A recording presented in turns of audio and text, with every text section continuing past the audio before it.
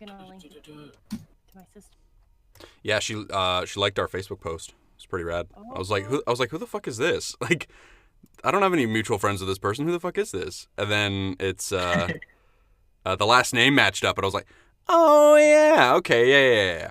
Oh wait, that might have been me actually. You might not know my real first name. Probably not. So it was probably you then. That was me then. What's up? I go by a different name online, so that way nobody can hunt you down and skin you. About that, it's like I don't want people at work being able to find my stuff. I just want to be a voice actress and not judged. Is that too much to ask? I just want to voice like hentai, you know what I mean, without being able to be not in like a genuine way, but like a little bit, you know. Like I want to be able to voice like. You want to be able to do it without other people being like, Yeah, I want the option, like well, NSFW, not even in like the gross way, in like the genuine like NSFW way. You know what I mean? Like. Yeah, I feel that. I pick it up what you're putting down. Safe for work. Yeah. Also, I don't like people. That's also very fair. I'm gonna open. Ooh. Oh, you did update my character sheet. Thank you, Luke. I did. You're right. I was just looking at it. You updated the... Richard specifically, because he had there was something about your character that needed to be changed, Richard, I think? Yeah, you had my weapon down as unarmed strike, but that was right. Getting weapon focus constructed limb, so I was supposed to have a +6 to hit instead. So Richard, I've been effectively neutering Richard's character from the beginning, so... We're making up for it now, and hopefully we'll see what's up. Little gobos. That's me, baby. And then I'm gonna... Okay. I never use self-promo chats, but I'm gonna do it. Do it. It's time. I'm trying to get it out there. I'm trying to put us on the map. You know? Yeah, I put it out for us on up on Jordan's server there. But I'm not really a part of any other servers, so hopefully... I'm in a bunch but I had a little bit of... I mean, I'm not drunk by any means, but I had a little bit of wine, so I have a little bit of liquid courage in me. So honestly, like that's a Snongle vibe. That's... It's true. That's what I figured. I was like, if I have like half a glass of wine, I'm gonna finish it a little bit, but that's secret. Like one glass of wine isn't gonna debilitate me, but it's gonna be enough to get me in the vibe. Because I'll tell you, I got a new job and I'm fucking exhausted, so I need a little bit of that. That sweet, sweet juice.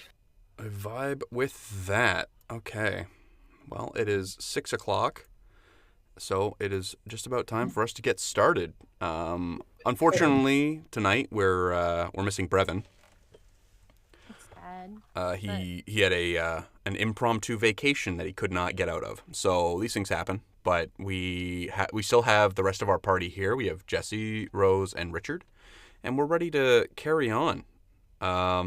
So we'll start, as we do every session, with our recap. So we'll start with Jessie. 3 things that happened to your character last week. Right.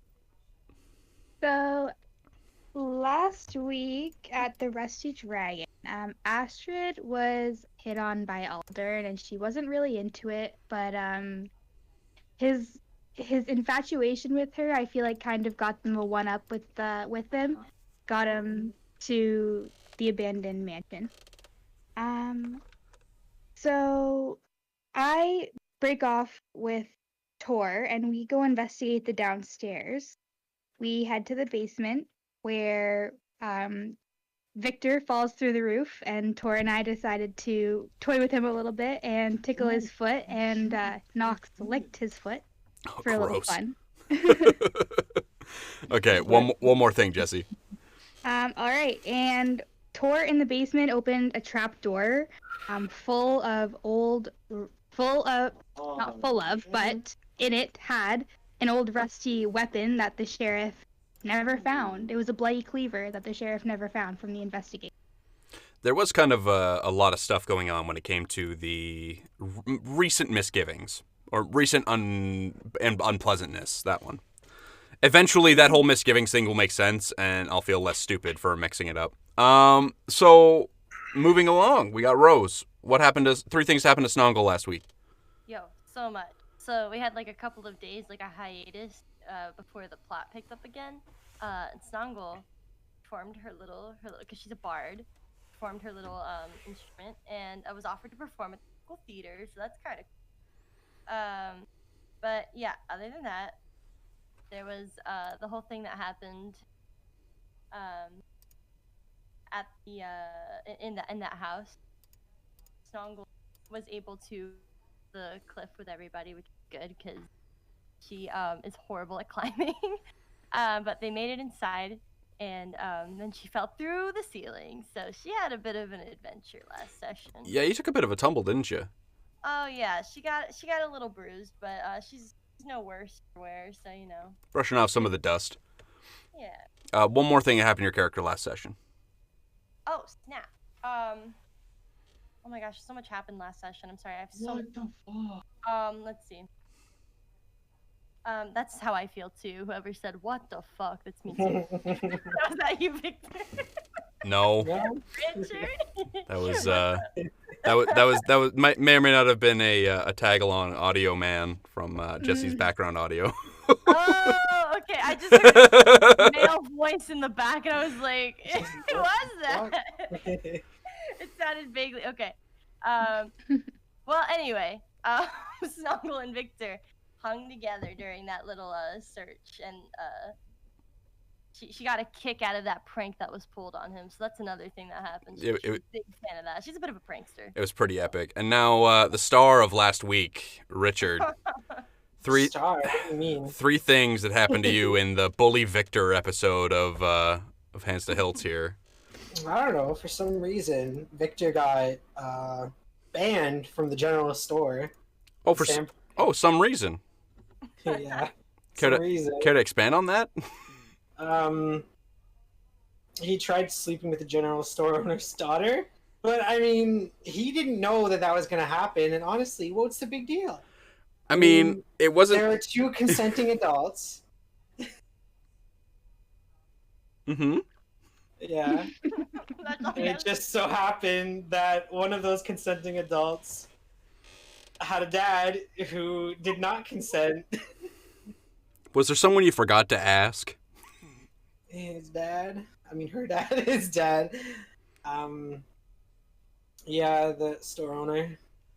I mean, are you gonna ask? I mean, wouldn't that be weird in any situation? Absolutely, yeah.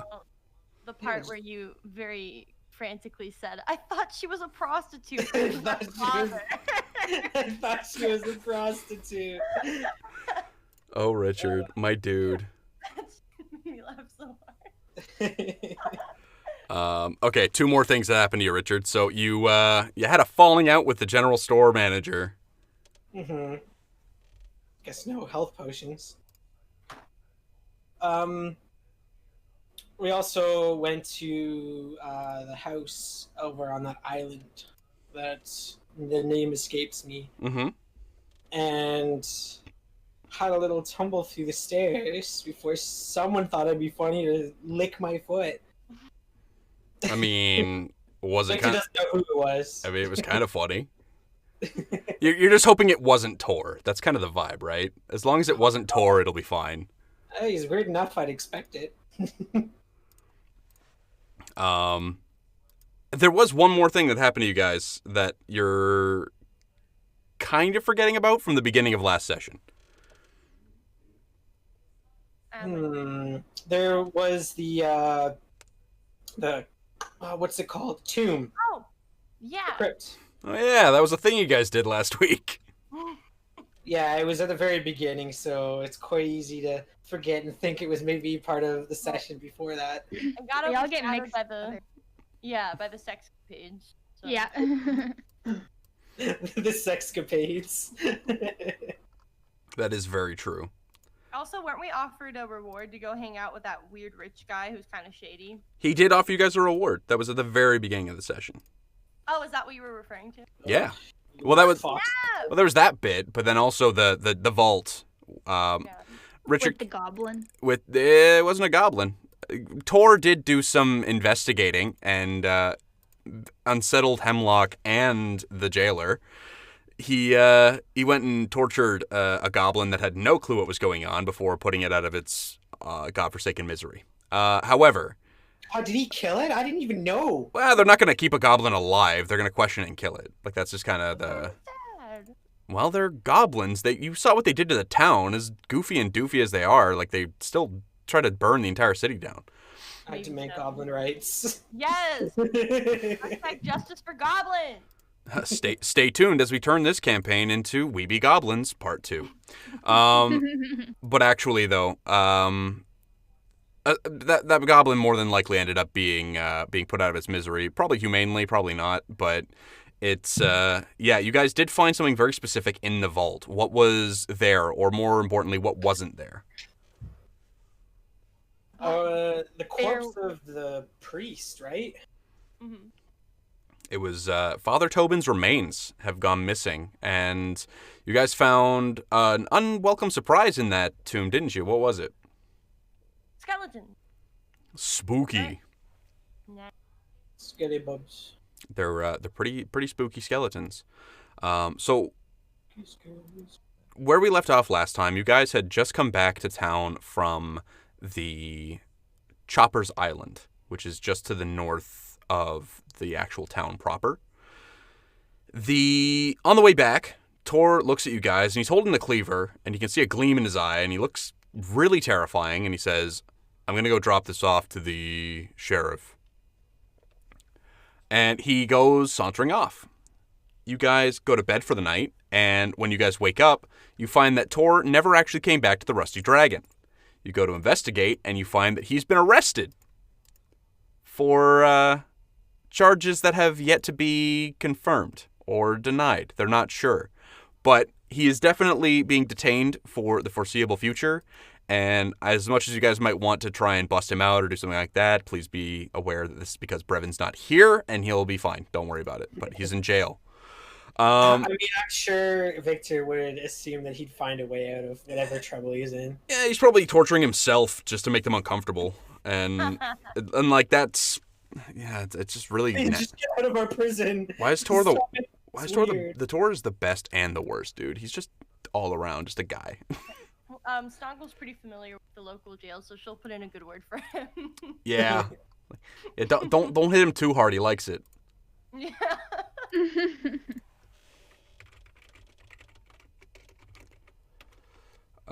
So we have some good stuff. So you guys basically get up, you go check the garrison, and you guys now have the rest of your day. You guys did say you were going to go on the boar hunt with Aldern. Right? Yes. Yeah, sounds good. I suppose we should take him up on that offer, because wasn't he going to pay us? He did pay you guys. You guys split up that. It was 12 gold, 5 silver each. Oh, he prepaid us? That was a reward for... He wasn't paying you guys to go on a boar hunt with him. He was paying you guys because you guys saved his life. Yeah, and then the boar hunt was like an extra little thing that he threw. It was a fun little jaunt for you guys to go and just explore with your boy Aldern Voxglove. Hey, Luke, can I do a knowledge check without having that knowledge? Which knowledge? Specifically to find out if boar meat pairs well with alcohol. You can actually give me a profession brewer on that one. Ooh. All right. I almost rolled a real dice. You fool. 17, 19. That's 20 total. 20 total? You would say that if you were to take boar meat from the tickwood, and this is just kind of like a general idea, that you've had something similar, depending on how gamey it is or how good it is, it would probably pair best with some kind of ale as opposed to a stout, which is a much heavier beer. You definitely want to pair it with something lighter because the flavors will accentuate better that way. If you're going to cook if you're going to cook something, like cook it with an alcohol though, it would definitely be more of like a red wine kind of thing. And you'd want to try and find something that's definitely on the sweeter side to accent the gamey taste. Ooh. Can you tell Luke used to work for a place that sells alcohol? You were very specific. Yeah. You said ale and then stout, and I was like, aren't they the same?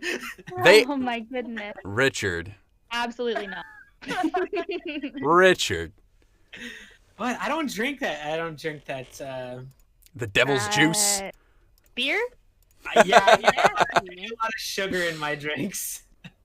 Beer tastes like urine, to be honest. In America, it does. Oh, yeah, okay. so You're a lot right. of- I'm not Canadian. Yeah, dude. There's a microbrew here for every day of the week. It's great.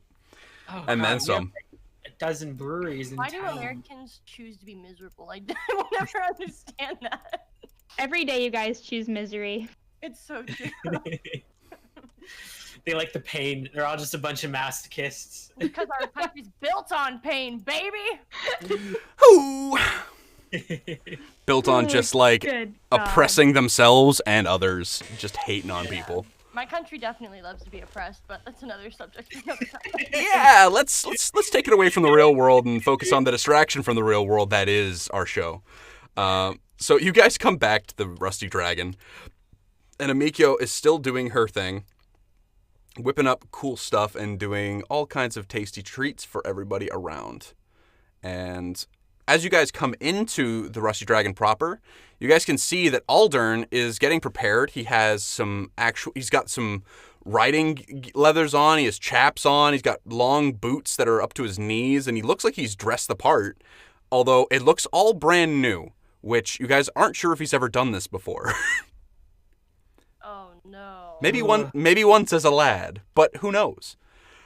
So he looks over to you and says, "Yes, of course. Hello, welcome." And he comes over and he puts his hand on Astrid's shoulder. And he says, "I've acquired us horses. We're going to be heading off within the hour."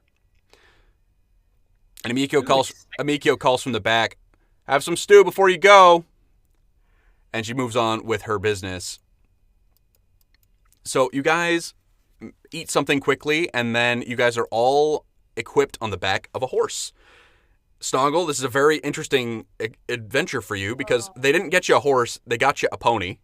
Oh, So thank God. it's at the very least suitable. So Aldern will literally look at you and say, we wanted to make sure that we were acquiring an appropriate steed for someone of your stature. Thank you. I appreciate that. People don't like to think about the short, cute little gnomes like me. Usually I have to, back off of somebody and hope for the best. Well, not here. We got you a horse. Perfect for you. Oh, man! Whoa. I hate the rich. Let's go! Cannibalism? No, thank you. So, you guys start to make your way into the Tickwood. It is about a mile and a half ride into the Tickwood. It takes you guys about 30 minutes to get there by horseback. The terrain isn't terrible, so you guys are kind of doing your own thing and making your way through, and eventually you guys come to the Tickwood proper. The Tickwood is renowned for all sorts of things, whether that be firepelt cougars or other kinds of animals here, but there's also renowned for their giant ticks, which is why the thing has its name in the first place. The Tickwoods. Tickwood time. Can I ask you something? Yep. Is this giant ticks in regards to normal size? They're not like, they wouldn't take up a square. They're just big. So like, as opposed to being like the size of your pinky nail, they might be the size of like the top of your thumb. Oh, Just Snongle's top of her thumb? Yeah, like the first joint. Oh, okay. They're- Ew. That's scary. Thank you for telling me. They're big boys, and I'm really glad I got to paint that picture for you. So you guys have made your way in. I'm actually going to ask everybody, as you get to a port, it has been raining in the last couple of days. There's been a little bit here and there that's put a damper on some of the reconstruction in Sandpoint, but I am going to need everybody to give me a ride check. Oh boy. You know what? It's not as bad as it used to be in the other campaign we tried to do. Oh, Oh, 4s forever. I got a Mine's an 6. 8. Okay, Snongle, what's your total? 6. 6? And how about you, Victor? Oh, I don't get any modifiers anyway. Yeah, so Victor, you're fine. Like, you've done this before. You've had to had to stable horses before. It's not that big a deal. But with this actual adventure itself, you're just sitting in the saddle. It's not that big a deal. You're making your way, and all you have to do is follow Alder. It's pretty simple. Astrid and Snongle, you're both fine. You guys, mainly this was to make sure you guys aren't going to fall off your horse. It's not difficult, and you both managed to succeed. Snongle, you're struggling with the stirrups a little bit, trying to like make them work for you, but even though the pony is sized for a gnome like you, the saddle was still designed for someone with much longer legs. And you're trying to reach down, but like you're shifting around, you almost fall off at one point. But you actually managed to save yourself, and you guys managed to make it to the Tickwood just fine. There was a moment an incident where you almost took a mouthful of mud, but you managed to pull yourself back up quite quickly. Oh, frick. So, you guys arrive in the Tickwood, and Aldern dismounts his horse.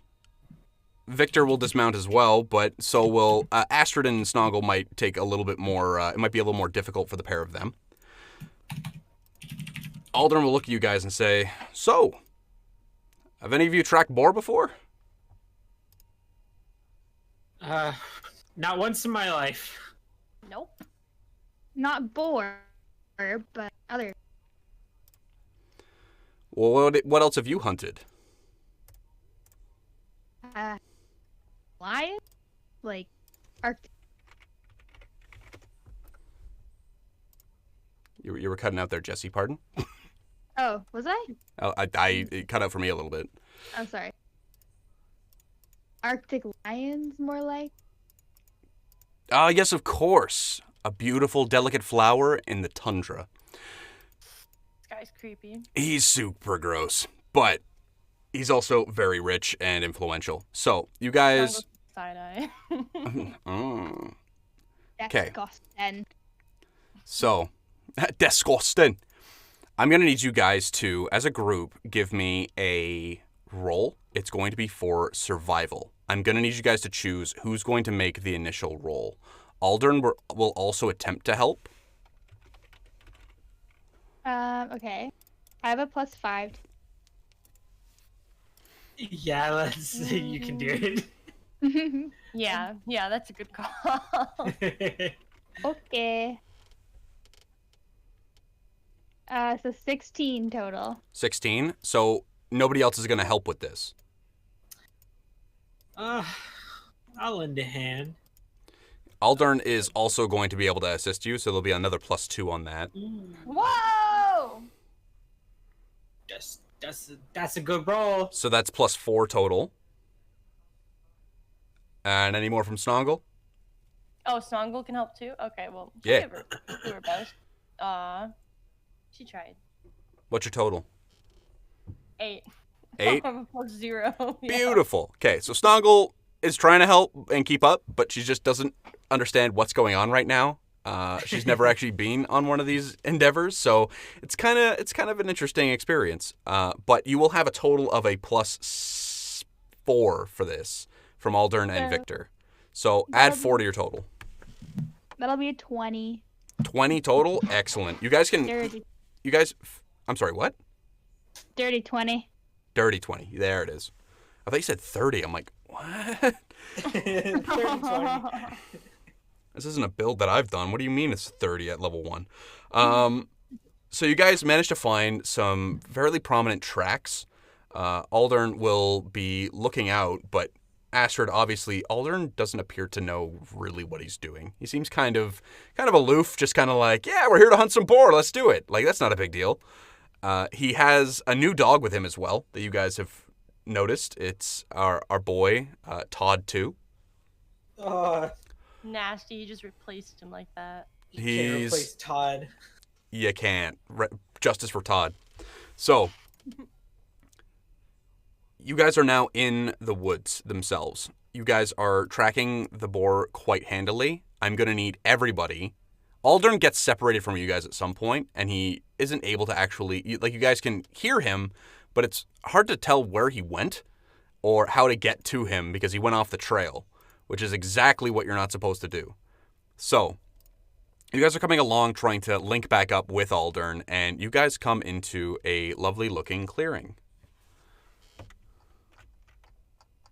Oh no, that didn't look lovely to me. What are you talking about? Look how lush and green this is.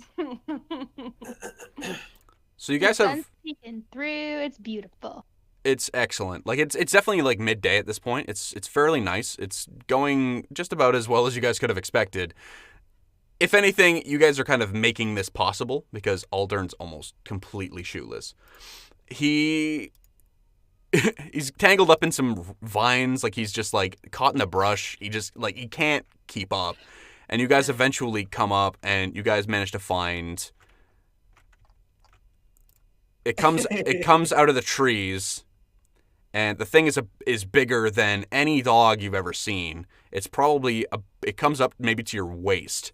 It's a very large thing with very vicious looking tusks. It looks at you and it sees all three of you, and it snorts and starts to stomp its one foot. I'm going to need you guys to roll initiative for me. Oh, shiz. Okay. Let's get ready to charge. What's my modifier plus 4? Oh, I'm 11. Just like every other initiative. Mine's 11, 13.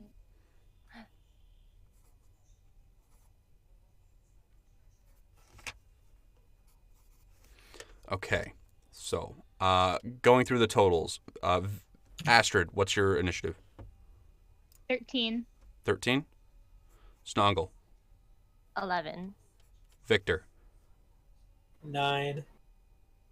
Where did you roll? The boar. Yeah, you went just before the boar. Okay, and then the boar Yeah. got a really okay initiative. The boar got good.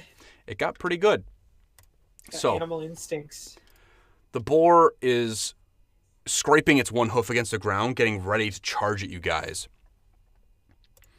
And it comes forward on its turn. Victor, what is your flat-footed armor class? Flat-footed. Let's see. 16. Okay. So it's going to move forward and charge directly at you. Your flat-footed is 16, you said? Yes. Okay. It comes in and it hits you with its tusks, dealing a vicious blow. The boar is going to deal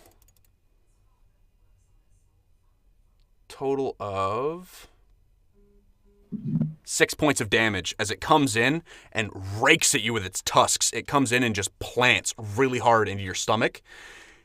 Ouch. Yeah. Damage, you say? It's substantial at level 1. That's a lot. Oof. It hit hard. That really sucked. But it then goes to Astrid. It's your turn. All right. Firstly, I'm gonna move so that I'm flanking Victor on his right side. Okay. And I'm gonna go ahead and do healing spell. Let me just do. I have so many, it's so overwhelming. You do have a lot of healing spells, you're right. Are you going to use your hex, or are you going to use an actual healing spell? I think I'm just gonna go with my hex. But Okay. isn't my hex stabilized though? No, your hex is healing, so it's stabilizes one of your cantrips. Oh, okay.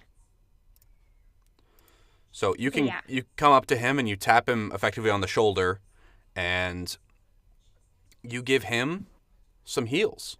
You can give me a roll, Astrid. Give me a D8 plus 1.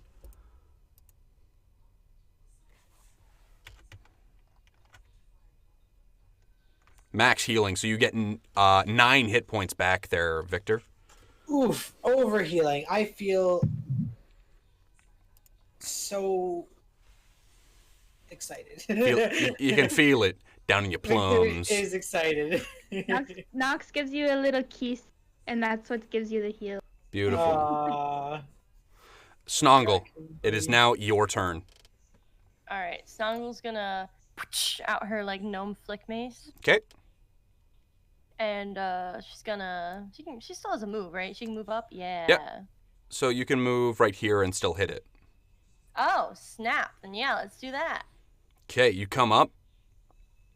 Whack! Give me an attack roll. Yes. Let me check. It's just at this, right? Oh well, that's not great. And then it's plus what? I forget. BAB plus strength, which your character is not a Viking at all. She's small, so she doesn't do great. She do be quite small, though. So you go to swing at it, but you get caught up flicking out the mace. You overbalance a little bit. You're still not comfortable from... You know how sometimes when you go on a ship and you get sea legs? It's like that, except from the horseback riding, that you're still trying to like get your footing back underneath you and figure it out. I got So, horse legs. of course. All right, Victor, you're feeling supercharged. You're feeling awesome. You flex a little bit. Your wounds are completely gone. This thing cut into your stomach, and Astrid came over. Nox gave you a little kiss, and now you're feeling awesome. It's your turn. Go. All right. I'm going to do a 5-foot step to down. Okay. Yeah. So you take your 5-foot step. Which should give me Outslug style. It does activate your Outslug style. Is extra damage and dodge bonus to AC. Alright, I'm gonna give him a good old bonk. I'm gonna tenderize this boar. Bonk this meat. Let's go. Bonk this meat.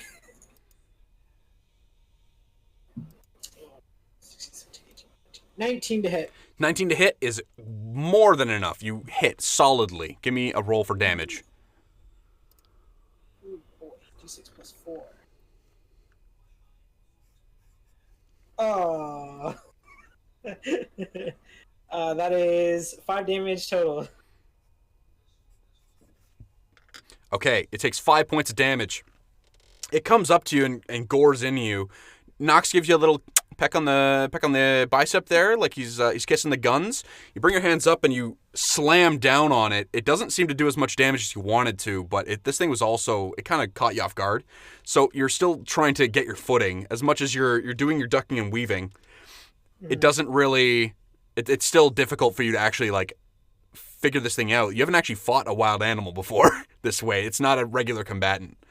It'll go back up to the top of the round with it. It's going to... Yeah, you heard it.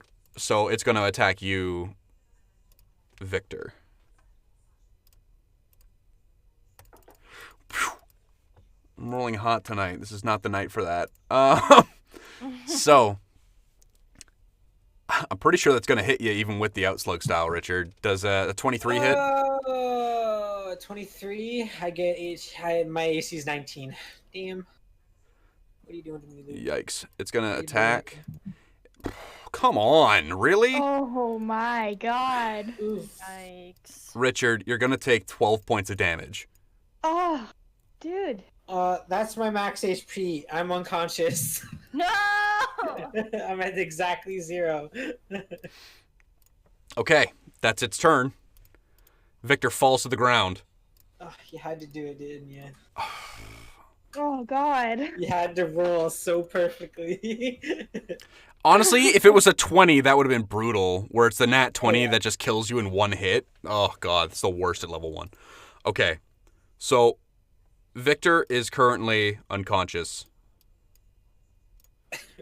Jesus. Oh, no. Oh god. It then goes to Astrid. Yeah, I don't... Do I go? I guess I'm gonna go for it. I have to go for an attack on this thing. You can either attack the boar or you can go and try and heal Victor. Yeah, I feel like I need to get a blow on it before I get around it. All right. Do I have my? I don't have my lantern staff. You I'm don't. gonna pull out my lantern staff. It is going to get an attack of opportunity for you drawing the weapon. Oh god. All right, let's go for it. Okay. It's going to roll to try and hit you. What's your armor class? 11. It just manages it. Your hit you're going to take... Really not a fan of what's going on right now.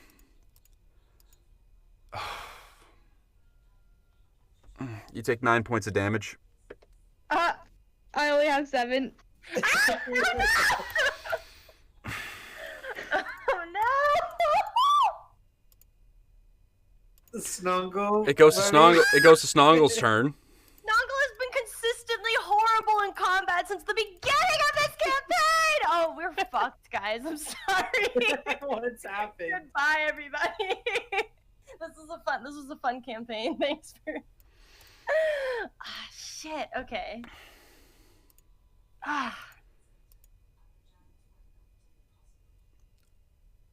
All right, Rose.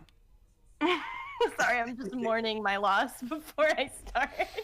I already have my flick mace out, so yeah, let's go for it, I guess. So I do an attack roll? Yep. Okay. Escalators. Is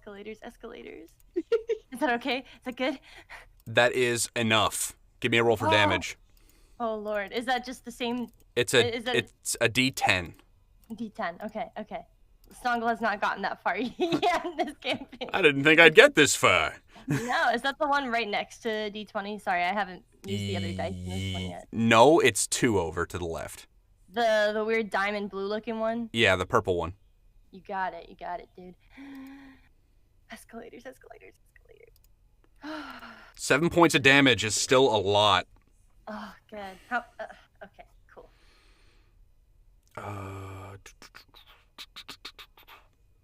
Okay. So, Snongle, you pull the hammer up and you wail on this thing. It hits it across the head. It staggers back a little bit, but not enough. It doesn't seem like you did enough to knock it unconscious or anything like that. But it's about that point when you hear a crack of thunder from in the trees. Oh? It scares the life out of you, Snongle. You jump a foot in the air. It made the fireworks sound quiet. Oh, God. The boar is going to take...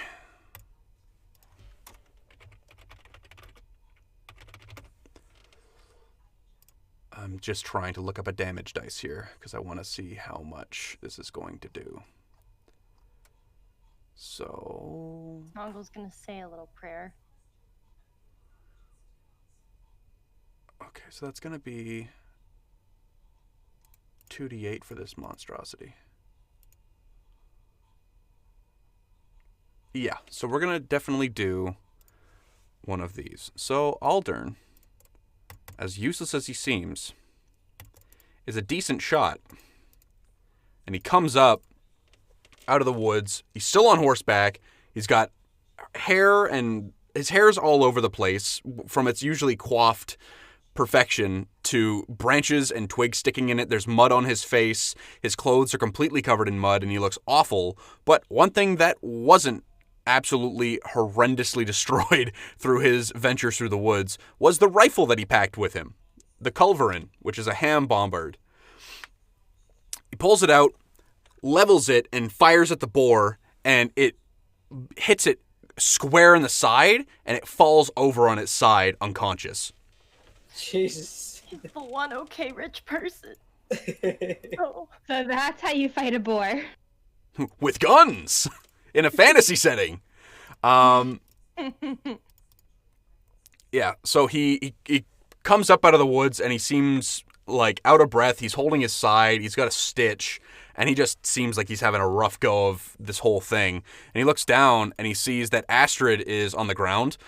Couldn't even care that Victor's unconscious, but he comes over to her and he basically like scoops her up and reaches into his back pocket and pulls out a vial. He tips it down her throat.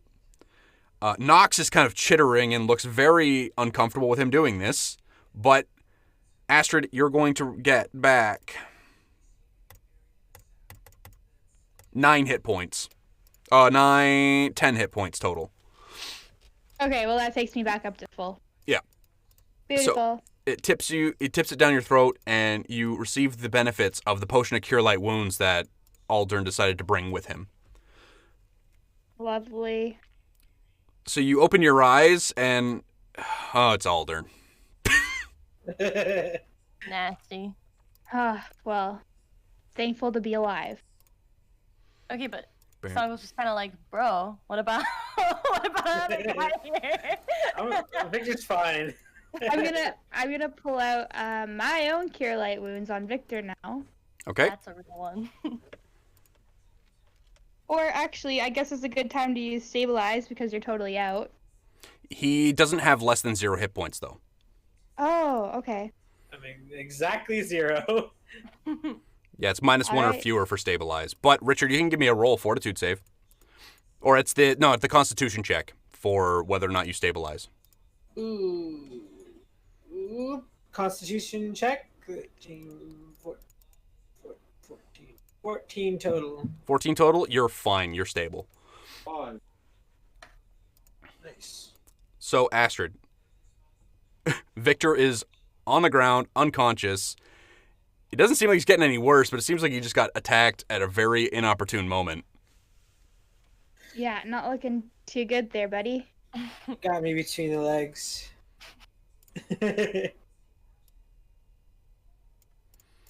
Maybe a little bit of karma there from the shop owner.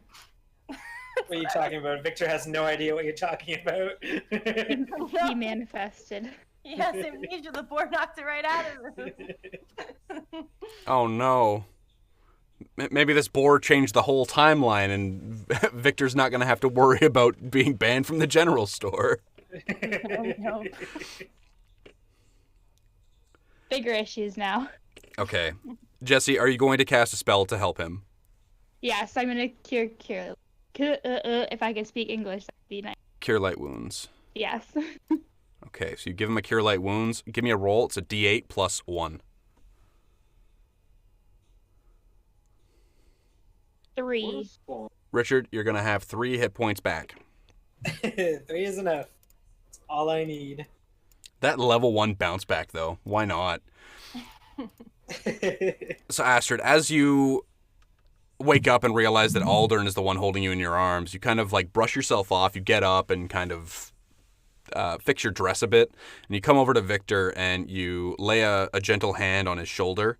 And that ice blue light emanates from the palm of your hand and just kind of washes over Victor's body. It envelops him and glows. And you can see that the wounds that the boar dealt to him are knitting closed. Snongle, I need a perception roll from you. Absolutely, yes, sir. Let me find my little thingy, though. Okay. Plus. Okay, then I click this. Awesome. That's 15. 15? That boar's not dead. What the yeah. You look over at it and you can see it's still breathing. Should I kill it? Do you feel capable enough to kill it? I don't know. Why not? I mean, it's denied its dexterity. Man. You know what? Snongle needs a W. Yeah. You need a dub? Yeah. All right, get Snongle that dub. Give me a roll. It's going to be... It's technically a coup de grace. Okay. So, it's going to be effectively a maximum critical. Oh. Because you have a flick mace, you have a ×2 critical, so it's going to be 2d10 plus your sneak attack, which I believe is 1d6. And that's the second one to the left, right? Yes. Yeah. So it's the second one. It's on the right from the little triangle pyramid one. Yeah. Now I kind of feel bad for kicking it while it's down, but oh well. Roll it. What's that mean? 3, 8, and 5. You did 16 points of damage, which is more than enough. You bring it down. Bring it down. Actually, we'll make the no. It's at negative. It's con. It's good. So I was gonna say I can roll the fortitude save to see if it survives it, but it doesn't based on the damage alone. So the boar, its breathing was a little bit labored, but you could tell that it was still alive, and you literally saw it put one hoof to get back up. And you bring the hammer down, and you basically put it out of commission. You hit it directly in one of its shoulder joints, and it just crumples. Put it out of its misery. Facts, it's dead. Oh, that's sad. Aldern looks over at you and says, "Nicely done." Thank you. Rich people are the worst. They truly, yeah. Sildari, thank you for the follow. I hope you're enjoying the show so far. Normally we have Brevin here to make things uncomfortable for you, but we have a nice near TPK to warm his seat while he's gone. So, yeah, but in return, we all almost die. Almost. Horseshoes and hand grenades. These are not... I mean, there's horseshoes involved, but, like, we don't talk about that. So... That should not have been that difficult. I mean, to be fair, you guys were down a person. So, being that difficult, it could absolutely have been that difficult, and also my dice rolls did not help that at all. You guys... beat my 19 AC and then hit me for max damage. Yeah. Oh. That pun, it's savage, and I can't even with you right now. No, one of our viewers just told us that he's enjoying the show and that it's not boring. That's pretty good. Hats off. The rim That's shot a that good just one. the rim shot that just takes my head off its shoulders. Good grief. Shake your head. What a great pun, though. So Love it. Appreciate it. you guys take the next little while. Actually, you guys can give me another survival check. I got you guys. Do you want to help? Oh wait, can they help me out? I will assist. Yep. Should we With both? the 10. Aldern is also going to attempt to aid. What a nice guy. He will be able to assist you with this. He just wants me. It's a shame he's rich. He's horny on main for real. I'll marry him and then eat him. That's so smart. Take the term "eat the rich" literally. Oh no. Snongle's a big fan Okay. of that. So, Snongle, you're not able to really be effective help in this scenario. You That's okay. That's not different from the norm. Yikes. But What do you mean? You just bonked that boar unconscious. Actually, no, you bonked him to death. Yep. He's already down, babies. That was in the bag right there. take your dub. Take your dub. I'll take it and put it in my little pocket for later. Thank you. You know the image I have for Snongle's weapon is just like a jawbreaker on a really long extendable stick. The vibe I'm trying to put out. Oh man, I like that. I really like that. It's like painted up to look like a jawbreaker. it's like those yeah, it's like those Dow hammers, except they're it's just like a big colorful ball. So you guys are able. I'm gonna need a roll from you, Jessie. Astrid needs to give me the survival roll proper. Okay. So you guys make the executive decision that you are not going to try and skin it here. Aldern was fully ready to. He has the knives and everything ready to go. Like, it's like, okay, that's kind of weird too. But he comes up and you guys all kind of make the choice that it's like, we're tired. We want to go home. This is awful. God, I need to sleep. You guys, I need to go to a church, a hospital, or something. I need an ambulance. The last place you should go is church. No, it's the general store. It's a yikes from me. So, you guys make your way back to Sandpoint. I'm going to need one more roll from each of you. It's going to be a ride check. And it is I not... just realized that my roll for the survival was a D8. Jessie, roll a d20 for me, please. Okay. So that's at least... that's almost a 20, isn't it? Like, you got a +4 from aid. You didn't say what I got for the aid. Oh, the aids you got... Every time somebody beats a 10 with an aid roll, that's where you're offered assistance. So Aldern and Victor both gave you appropriate aid. So you got a +4 from them in total. So you guys have still chosen to basically bring the boar back before you try and butcher it. Because the woods are dirty, and who wants to eat dirty meat? So... by the time you guys get back to Sandpoint, it's... Oh, I needed one more roll from you guys. It was the ride check, please, before you guys get back to town. Oh, Lord. Oh, it's an 8. What are these rolls? So Yeah, good to 8. see. You know what? We're getting them out of the way, and they still succeed. So you guys are able to stay in your saddles. Snongle, you're even more comfortable this time. You managed to actually adjust some of the leather straps so that it fits your feet better, and you guys are making your way back to town. It's coming up on evening. It's almost there, and you guys arrive in Sandpoint. You guys come in on horseback. You drop the horses off at the Goblin Squash stables, and Aldern says, let's go show Amiko our prize. And you guys bring it into the Rusty Dragon. As you guys come in, you've got this massive pig between the four of you, I suppose. 5 of you if we're counting Nox. Catch the big piggy. Always count him. Always. He's very proud. He's a Well, yeah, member of our party. he was the main contributor in that whole fight. So, you guys arrive in, and Amiko looks up from over the bar where she was basically trying to figure out like an inconsistency with an order. And she goes, holy crap.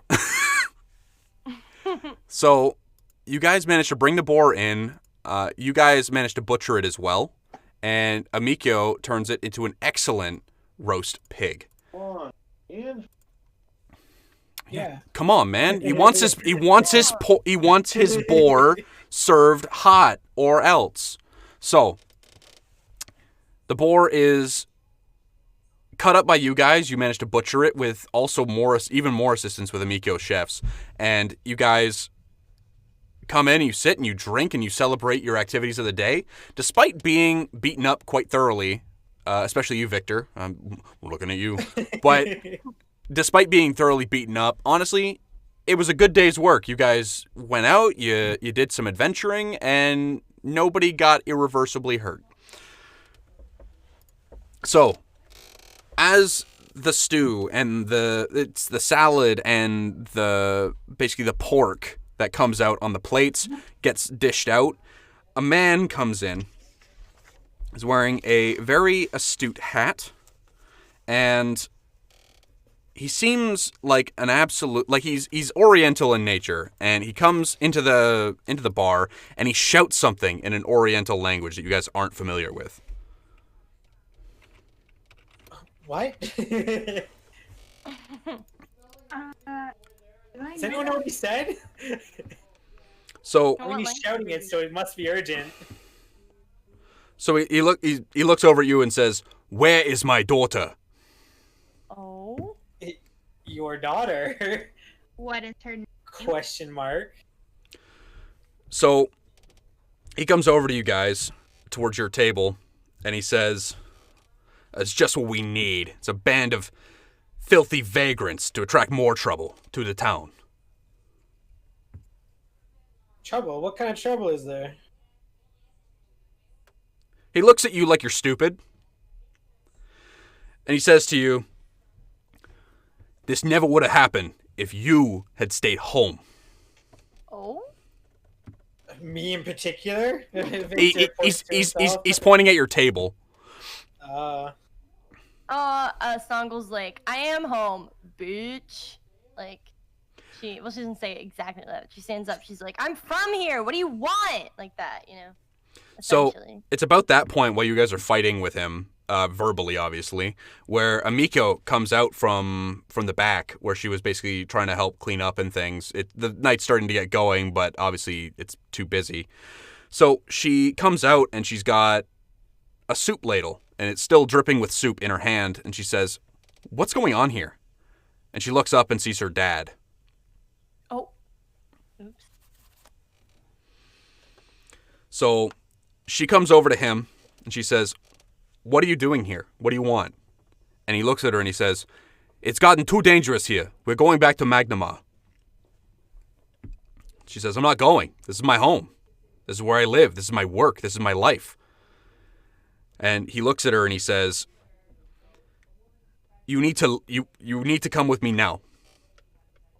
He goes to grab her by the arm, and he does so quite aggressively. He grabs her by the bicep and starts to try and drag her out. She takes the soup ladle and brains him with it.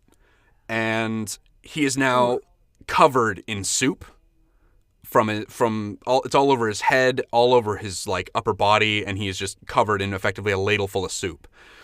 Good. He looks at her and he looks at you and he says, "You're as dead to me as your dead mother."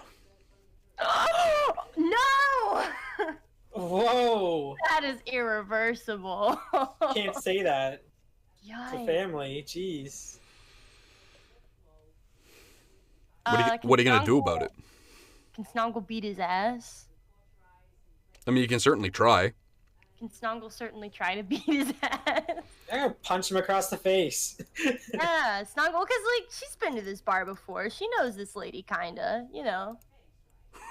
Also, it's a really fucking hurtful thing to say. Yeah, that's fucked up. Like, on principle, you don't say shit like that to family. Oh, it's time. We're gonna throw down. Okay. Yeah. So you get up from the table, and it's the two of you. Astrid, you've been quite quiet in all of this, but Astrid's gonna go over to Mikio and take her aside. Okay, just kind of like separate her from it. She looks, after he says that, she looks like she's almost in tears, but she also looks like she's ready to throw down as thoroughly as you guys are. So, you guys can give me a roll. Initiative? No, not even. So, Richard, you get up and you basically you ball up your fist, and it's on your prosthetic arm. So you stand up, and you've got your fist balled up, and you stand almost a head taller than Longiku Kaijitsu. And he looks at well, he's a man from the Orient. So you wind your fist up, and you can tell that if you hit this guy right now, you could kill him really effectively. Like he'd be dead, and that'd be it. Non-lethal. I choose non-lethal. Okay. So you basically readjust your fist as you get up, and then you effectively gut punch him, driving the wind out of him, and then you basically grab him by the arm, twist it behind his back, and push him towards the door. You take your one foot and you plant it in his butt and kick him out the front door into the street. And he goes, that's fucking dealt with. He gets up and says, "You vagrants, you'll never make it in this town." And he basically tries to brush some of the dust and soup off himself, and he goes storming off further into the city or into the town of Sandpoint to probably collect his things from his manor. Snongle just kind of yells, "I'm literally from here!" You've got your hammer out already. You're like, "I'm from here. It's me." Get the small ladies out here. Let's hear it from the small ladies, okay? Cheers. I'm literally from this town. What the fuck? Literally the guy in the picture. So,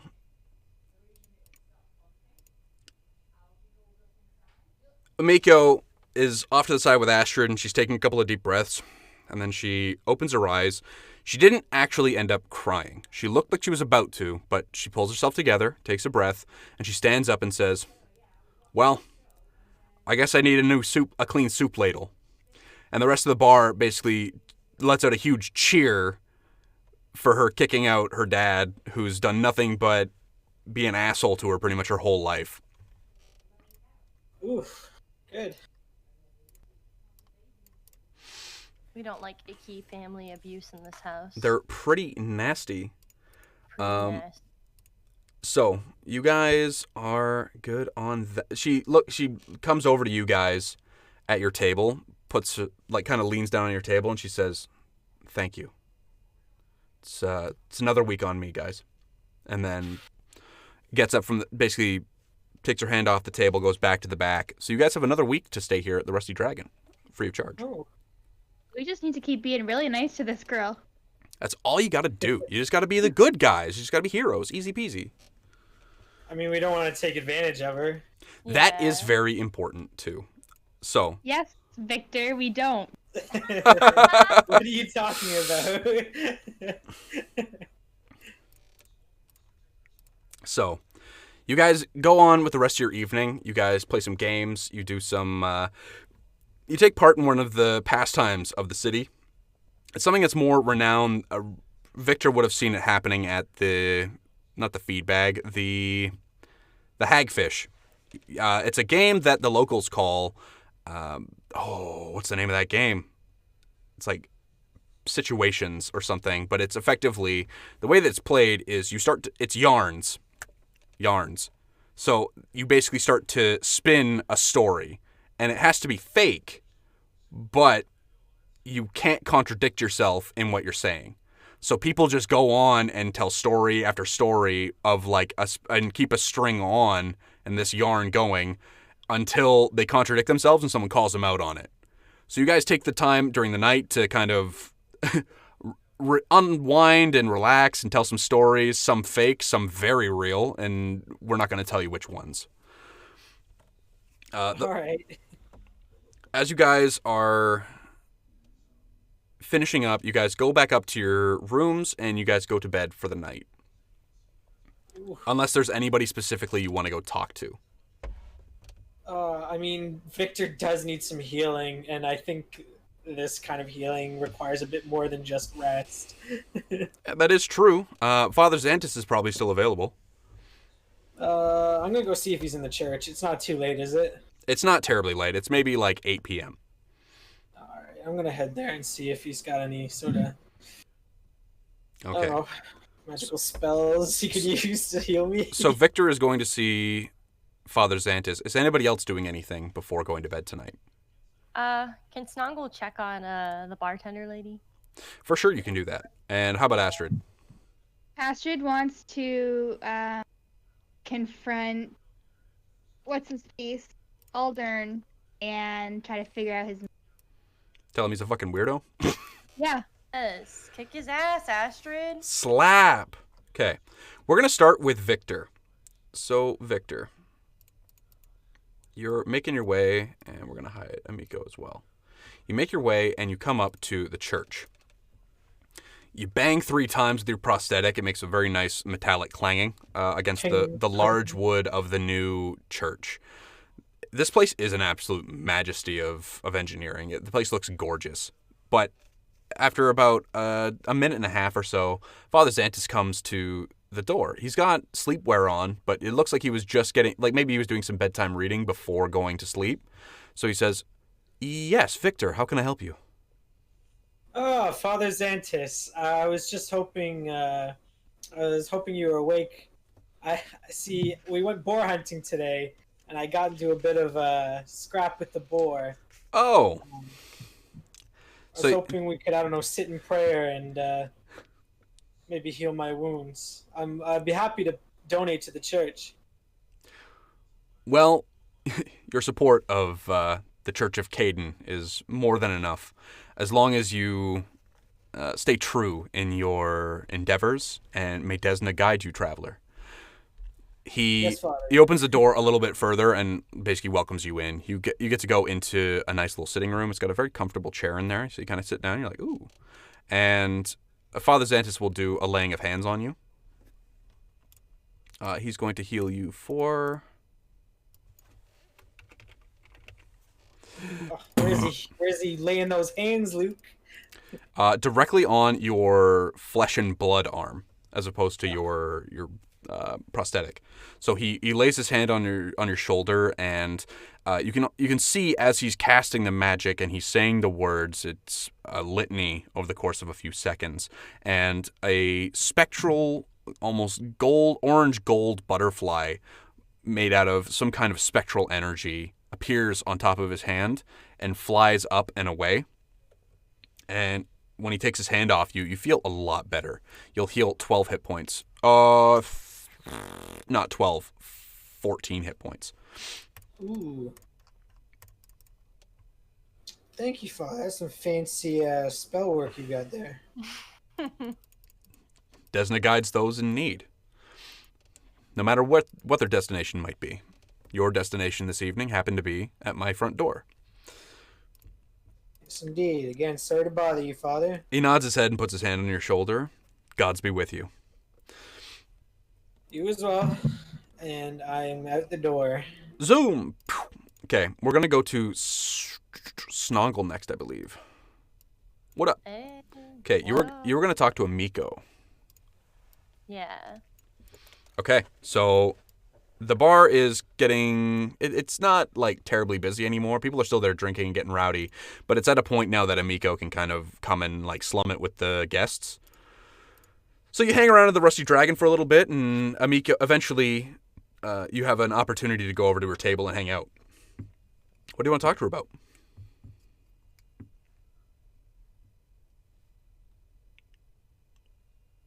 Rose. Rose, did we lose you? Oh no. Excellent. So Rose's internet cut out really hard. So we're going to wait for her to get that back. And we're just going to quickly take a sidestep to do Astrid's thing. So Astrid, what did you say you want? Who did you want to go talk to again? I want to go confront Aldern. Aldern. Yeah, figure out that weirdo's motives. Yeah, I don't like rich him. weirdo. Yes, of course. Astrid, my dear, how are you doing this evening? Oh, yeah, I'm just, could be better, could be worse. Just chilling? I just want to comment on, the friendliness. Wow, I love coming back to life. What's up? Sorry. Resurrection. Okay. Rose. So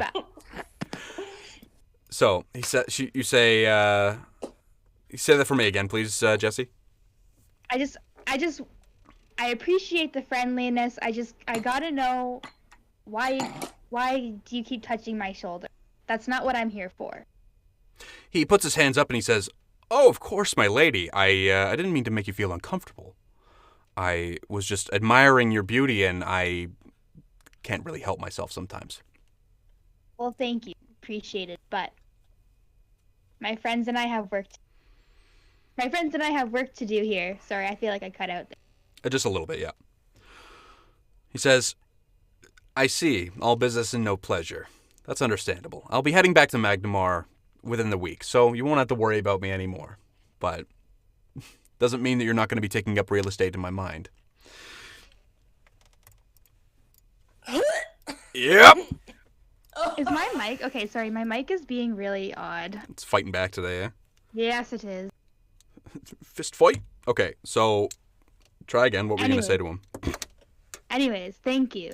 I appreciate it. But, yeah, let's be friends anyway. Yes, of course. Friends. So he takes that with as much of a grain of salt as he possibly could, and he says, "It was good boar hunting with you." And he heads back upstairs. It didn't seem like his veneer cracked at all. Like, it seemed like he was very, like, he looked a little disappointed in the very beginning of, like, you talking to him. But by the end of it, he seemed like his usual self, just the difference being that he's not touching you. So, you got your point across. And Aldern will no longer be a harassy boy. All right. Okay. Time for bed. She's out of his league. And now we got Snongle and Amiko. Okay. So, as I said before, you have... The bar has died down, and everything's kind of just... It's enough that Amiko can come out and tell stories. So you come in just at the end of one of her stories that she was telling about an adventure she had in TN. And she's regaling with all these stories about these massive, almost... They look like dragons, but they aren't like dragons that we know them in this part of the world, in Varesia specifically. So she's telling these stories about these elaborate creatures that she's seen from across the ocean. And you come up right at the end of the story, and she says, "You'd be amazed, but I made it out with my head." And everyone kind of like lets out a whoop and a cheer, and then the story kind of dies down. Somebody else kind of takes the reins and starts telling a story. "Oh, that reminds me of the time."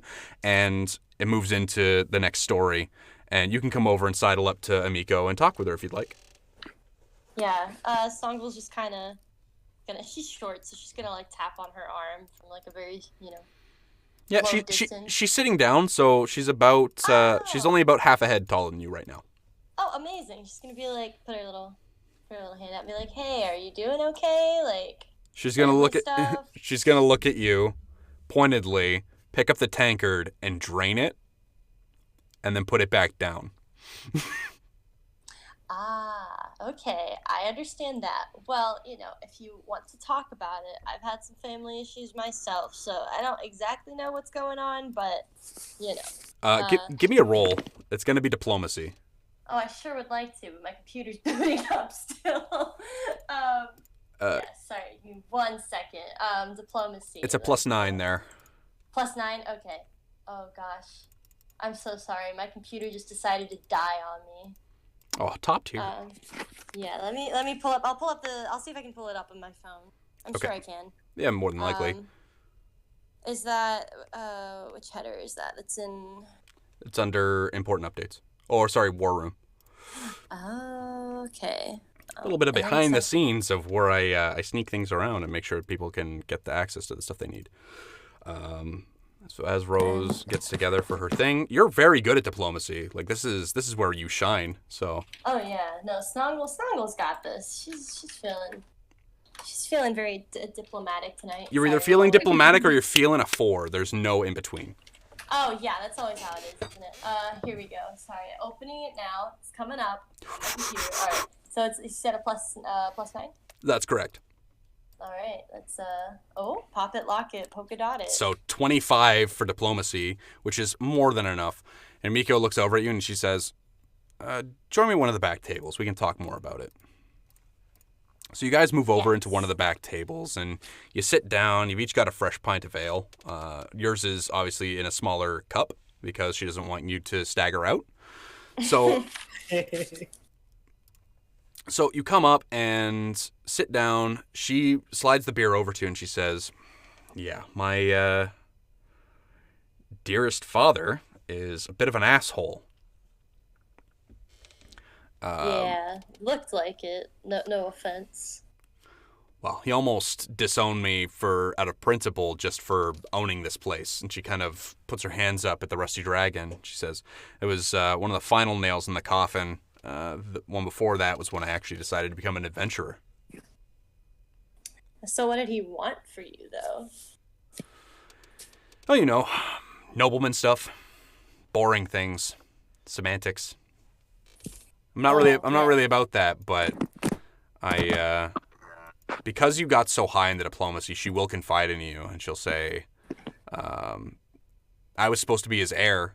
But his only actual son is... She's obviously been drinking at this point a little bit too, so she's kind of rambling. But she says to you, my brother Pseudo, he's... It was a very difficult discussion when I figured it out. I have a half-brother. We're not sure who the father is, but... my mother's not an elf, and neither is my father, but Pseudo's a half-elf. And she says, it's a little bit more difficult for us to actually talk about it because father disowned him. He was living somewhere else for the time being, still in Sandpoint, but I didn't know we were related until we were a little bit older. He ends up coming in, and he kind of had a big issue with the way that my mother handled things, and I love her to pieces, but I have no idea what she was thinking. But nope, she's dead and gone, and there's nothing we can really do about that.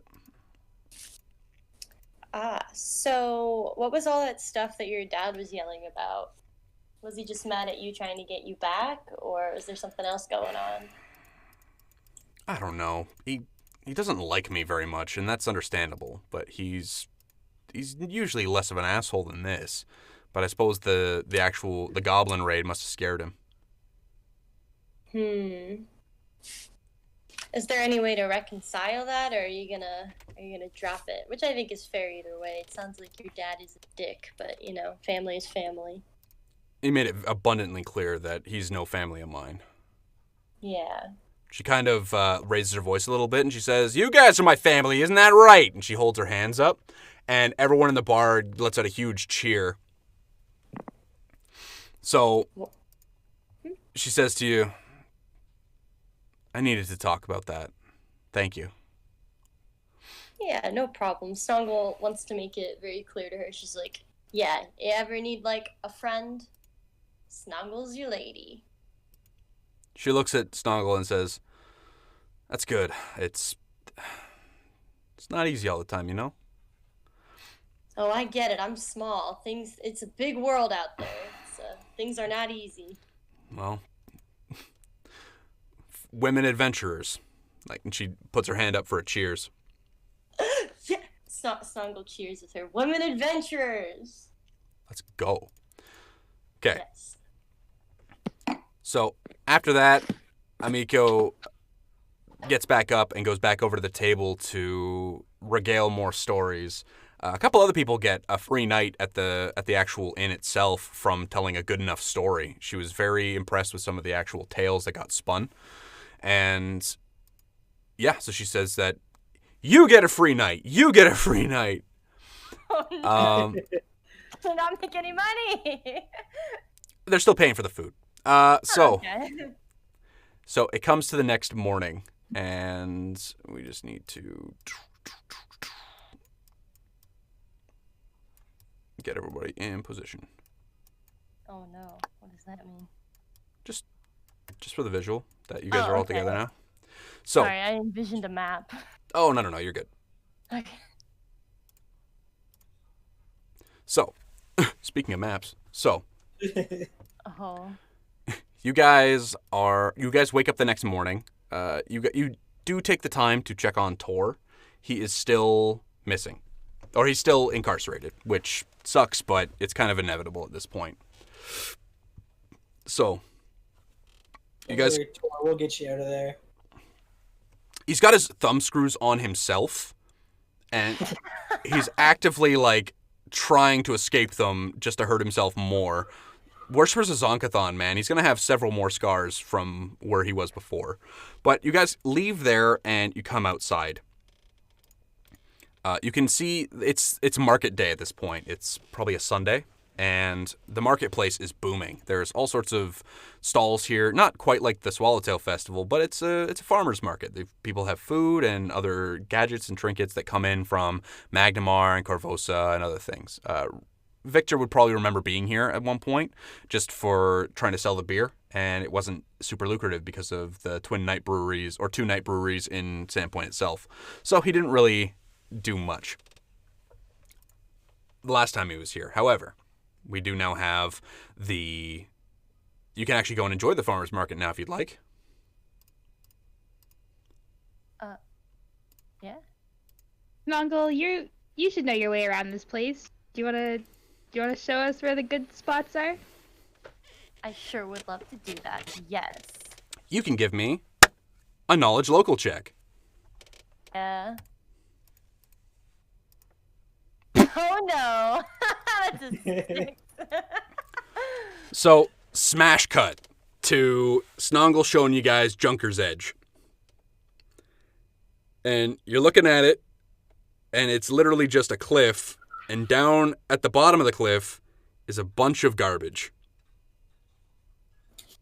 Wow, Snongle, this sure is great. Look, I would like y'all to know that sometimes dumpster diving, best way to get stuff. Where do you think I got this from? She shows her flick mace. Look, see? You know, sometimes one man's trash is also just another man's trash.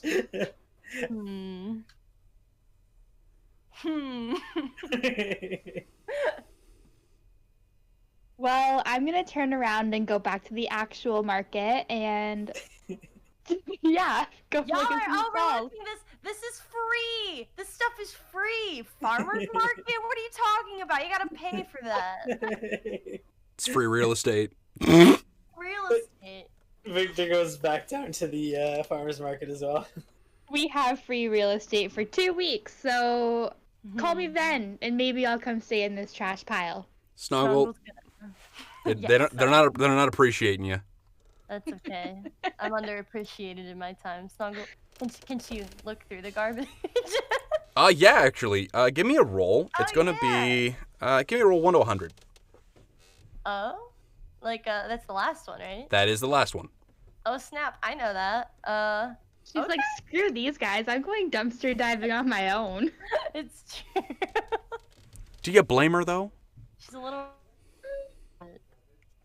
So, you go digging through, and you manage to find a very nice looking, if a little bit battered, clock. Ooh. It's just a clock. It seems like it's the kind that you'd have to put a key to. You don't have a key for it, but you're certain if you were to have a little bit of time with it and a little TLC, this thing will shine up like a beaut. Yes. All right. I'll keep that, and then I'll go catch up to the lamos at the farmers market. Okay. So, before Snongle catches up to you guys can both give me a perception roll.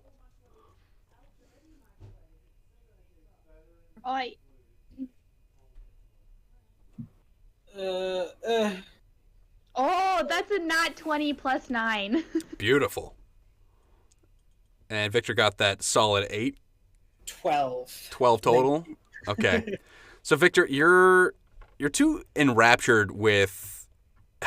Obviously, Jargy Quinn set up a display for the farmer's market showing off the hagfish and Nora and trying to get people to come and do the thing. It's not quite what you were expecting, and it's definitely taking a lot of your attention, and you're like, I could do it. I know I can do it. I'm an absolute psychopath. I can do it. I'm gonna head over there. Okay. Astrid, you hear... through the din of like people doing farmers market stuff, a woman who seems to be talking with her son, who is very young. And she says, Aaron, there's nothing in your closet. I mean it. Like, it's fine. Like, you're not having any issues. Just stop. Stop. It's okay. You can sleep. And the boy basically nestles in closer and still seems very upset, but they end up walking off. Interesting, okay. So, Richard, you're going to take another stab at the hagfish? Yeah, I am. Finish it. Where's that DC? Where'd I put it?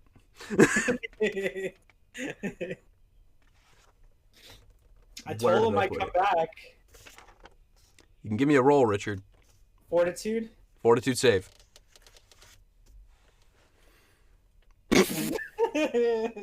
No. Okay. That's a 5. You take a couple steps forward, and you look at it, and you come over to Jergy, and you say, I'm doing it. And he looks at you and he says, no, you're not. And then he sends you away. Victor, looking very pale, like walks away, just like holding back retches. You're like, it's from the drink. It's like when you have muscle memory of like a food you ate that made you sick. Yeah. It's like that, except it's genuinely awful. It's like genuinely the worst thing you've ever tasted in your life. It's terrible. It's like, have you ever like smelt like hand sanitizer and thought, wow, this smells a lot like vodka? Yeah, and then drank it and just died instantly. Yeah. No, and then it makes you feel a little sick. I love the irony of the guy who brews alcohol. Can't handle his shit. Oh no. He cannot handle it. No. He guides others to a treasure that he himself cannot possess. Next time. He'll come back next time. Another time. When Jargy thinks you're actually able to do it. So, you guys are in the farmer's market. Do you guys want to buy anything? Yes. Okay. And oh wait, I'll let the others go. I have to.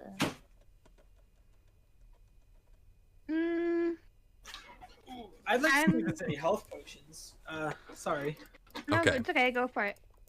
So, if you guys can do me a favor, if you guys want to role play for a little bit, I'm gonna go for a quick second. There's just something that needs my attention. I'll be back in maybe like 5 minutes. So if you guys want to role play out just like you guys talking about stuff, do so. I'll be right back. Could just talk. Oh, what's the deal with horse riding food? Sorry. We can't fall apart the moment Luke leaves. Horse riding food. Because airline food doesn't exist. What? Oh. I get it. Okay, sorry, that left me so confused. Okay, I was confused the moment it left my mouth, but I had already committed to it, so I had to stick with it. I gotta keep going. I gotta commit. So role playing 101 kids. It's called acting. You gotta keep your conviction going. Whatever you're going with, you just gotta commit to it. There's no backing out. No backing out. Snongle, what should I buy here? Well, probably. Well, I don't know what potions there are, because, I don't use those, but probably some potions might help you out if there's any for, like, magic or whatever. Great. Luke and his knowledge. I know, none of us have. It's worse because if we had, like, a book or something, we'd be like, well, actually, but none of us know. I literally never played an RPG in my life. So, here we are. Understand. I I've mean, played- like, besides the one that we played before this for a couple weeks, but I've not played a lot of tabletop. I've played a lot of Bethesda games, so I can kind of navigate my way around. Even though, Oh, Was that him? I'm back. hello. Oh, it's our god. He's back. Oh no. Okay. Snongle asked, how's that horse riding food? Horse riding food? I don't recall that. That was the response, too. I don't recall that. That happened in the non-canon between the canons. Yeah, retcon that shit. Get it out of here. So, Because they don't have airplanes, they ride horses. Yeah. now Richard, you said you wanted to buy a healing potion, yes? There's a few potions I'd like to look at, actually. Okay. But there's a potion of bull strength, I believe, and bark skin. I want to Okay. see if they're a little bit rare, but if they've got any. Let's see. I love watching you look it up. Well, yeah, of course. I'm not going to hide this bit from you guys. It's not a stats that you guys need to not see. So I'm streaming it to our Discord where we're talking through all the things, but I'm just pulling up the rules on some of these spells because there are limitations. So you can absolutely get a bark skin. And you said, what was the other one you said, Richard? Bull strength.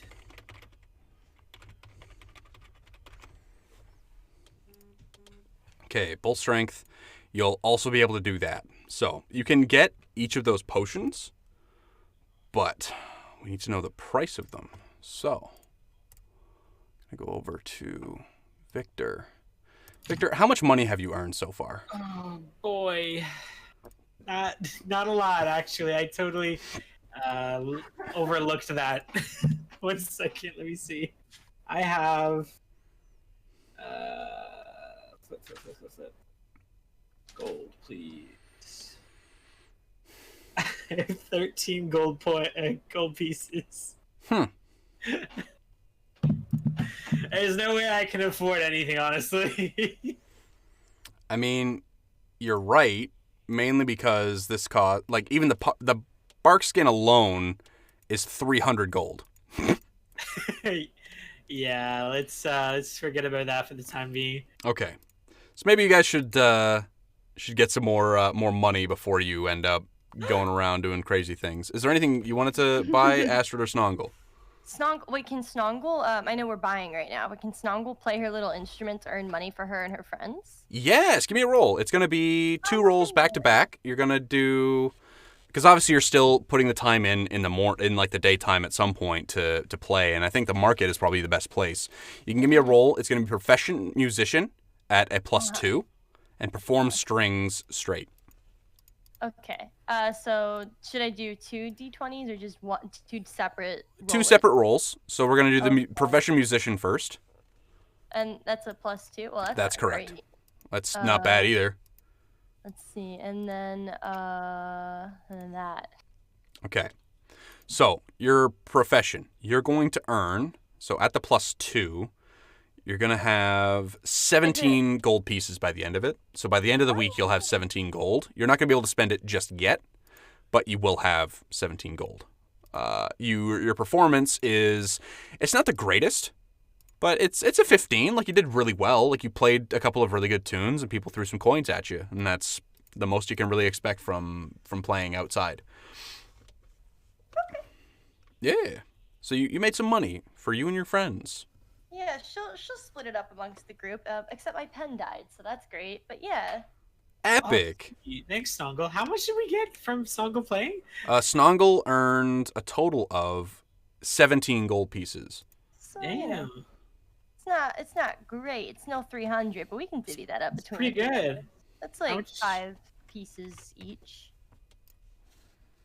Well, Snongle, you're gonna give them an even share? Yeah. Well, I'll let them have the extra 2 pieces that come for it. Like, they can each have, like... Okay, so round it down to 15, Yeah, and then split that up, and then you're gonna keep the excess or give that to them? No, I'll give them the excess. I have 47 gold pieces. I'm not wanting for anything. Okay, so Rose, you can add 5 gold. Everyone else, you can add 7 gold. Wait, nope, 6 gold. You're right. 6 and 10, yeah. I want to do this professionally, and I don't know how to do basic math. So.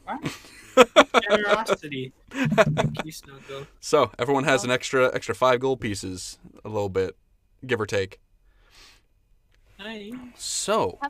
Sorry, can you remind me how much we got last week from? I absolutely can, because I wrote it down. It was 12, You guys, I 12 think. gold, 5 silver. How many silver make a gold? 10. It's 10 copper to a silver, 10 silver to a gold, 10 gold to a platinum. Oh snap, I got 53 gold actually then. And we don't talk about Electrum, because that's not in this game. Yeah. I'm What? It's a D&D specific thing that one of their worlds that's more popular has a thing called an Electrum piece, and it's dumb. Oh. It's just something between silver and gold. I don't know, like, there's no point. Like, why? It's like when they want to make the half penny for some reason. Yeah, it's like, why do I need to know how poor I am? Like, what do you want me to fill a bathtub with these? Like, geez. Okay, I'll bring $100 and just, like, bathe in them. Like, ugh. So. If there's nothing else, Astrid, you'll probably take this time to find some reagents. You'll actually head over to a spot in the actual market itself. It's closer to one of the actual shops too, but it's a woman there who you've heard referred to throughout your exploration of the city or the town, doing your things. It's a woman named, I think it's Hannah. Oh. Yeah, Hannah. She's a pharmacist, but she's able to help you replenish some of your reagents to ensure that your spell casting is still effective. So your reagents bag is now nice and full. You can mark off 2 gold pieces. Okay. It's nothing too crazy. Like, you don't have like diamond dust or anything like that. It's some general maintenance stuff. It's just making sure you have the things like hair and other things. So, you guys, that's the market. If you guys want to buy anything specifically, we can talk either after the session or you can message me. You guys can do some looking through. The Ultimate Equipment book is huge for being able to find stuff, but effectively what you're only really going to be able to buy right now is mundane equipment. So it's not going to be like being able to buy a +1 longsword or anything like that. But if you guys have something that you guys think might be fun, like Snongle, you might want to invest in something like maybe a bag of ball bearings might be interesting. But you guys can take a look at that on your like when we're not doing the show, and we can progress from there. So, you guys basically spend the rest of your night doing whatever you want to do. If there's anything specific, We'll start with Astrid. What do you want to do for the rest of the day? Let me think. I don't have anything specifically in mind right now that I want to do in town. Okay. Snongle. Snongle might go home to see her family. Okay, so you go stop in, and it's the regular chaos. Think the Burrow, but with more kids. Oh, fantastic. There's a lot of like steaming widgets and gadgets and all sorts of other stuff. And you're also able to drop that clock off with them, and they'll be able to fix that up for you. Yes, that was the plan. Epic. So you've taken your clock, dropped it off with your parents, hung out with them for a bit. Maybe you had dinner here. And then, obviously, there's not enough beds here because all your siblings, all 14 of them, sleep in effectively bunk hammocks that effectively line the walls of this small shack. It's small for a regular-sized person, but for anybody else, like gnomes, it works pretty well. Mm-hmm. Victor, anything else you wanted to do for the rest of this day? I guess just go back to the Rusty Dragon so he can, like, tune, lube, and oil up his prosthetic. Okay. So it stops failing him. So Astrid and Victor, you guys are both going to be at the Rusty Dragon when this happens. You'll be probably at the same table. You guys have been hanging out for a bit, and you're tuning up your arm, Victor. You're oiling it, and Astrid, you're a little bit fascinated. You've never seen any kind of technology like this, and that's probably because you're from a tundra. But you've never seen somebody who has an arm that can function on its own. Like, you're not sure how it works, and it's fascinating to you a little bit that it's like, how did that even happen? But Victor's going through, he's oiling the parts, he's tightening up any loose screws and things like that, and he's just going through, making sure that his arm is fully functional. Luckily, his dominant hand is his right hand, so he can use that to... And every time he tweaks some things, sometimes the fingers twitch as he touches some of the nerves and the other endings. So as you're going through and watching him do that, you're fascinated. Eventually, at some point, Snongle will return, and it's around 9 p.m. at this point when the door flies open to the Rusty Dragon, and a woman comes staggering in. She's holding a young boy, and Astrid, you'll recognize them as the two individuals from the market that you saw earlier. She comes in and comes over to you guys immediately, your table. She comes in maybe like a minute after Snongle finally reaches the Rusty Dragon. So you're sitting down, you're about to ask them how their day was, and then suddenly, boom, the door gets smashed open on the other side, and she comes over. It's overcast. It's starting to drizzle a little bit. It was raining a lot heavier earlier in the day. It made the market pack up a little bit early, and then you guys decided to come back and have a kind of a day inside almost. So, you okay, miss? You opened that door pretty hard. She comes over to you and says, "No, I'm not. Look at his arm." And she shows her son's arm, and basically where the elbow meets for the forearm and the bicep, there's a massive bite mark that goes from bicep to forearm where his elbow is. And she says, "Something bit him. There's something at our house. I don't know what it is. Can you please come and help us?" Yeah, of course. Somebody take that kid to Father Xantis. So she's holding him tight, and she says, "Please follow me. I've got to get you back to the house." She has another boy who's trailing behind her. He seems younger than the boy who's in her arms. The boy in her arms maybe like 7 or 8, and the younger boy is maybe 5 or 6. But he's gonna heal this kid. You can absolutely do that. Give me a roll. Right? She's so good. It's a D8 plus 1. Yeah, D8.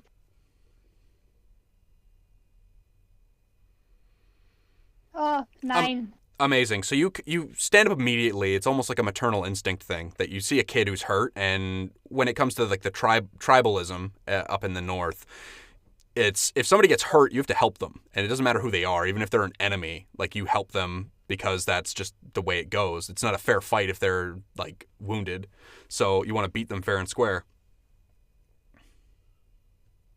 Oh my god. So So you come over and you rest your hand over top of the young child's like wounded arm, and it's almost like it's sort of icically, that comes off of your hands. It's like cold wind being blown. It's like when you take that first bite of mint. It's almost like the faint smell of mint can fill the air a little bit as you put your hand over top of the boy's arm and his wounds close. So she leads you guys outside. It's still drizzling, and you guys can hear in the distance a roll of thunder.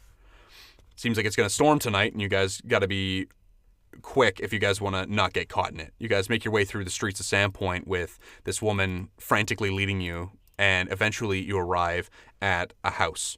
It is an actual homestead. It's not one of the businesses. You haven't really been down one of these streets. But you guys, she basically says, like, my husband's still inside. He'll show you where to go. All right, let's get in there. Snongle, Astrid. She goes running off to go and go to the chapel anyways, because Father Xantis is a good place to be secure. So, we go in. Okay. As you guys enter the home, and it is very much a home, the house is completely silent.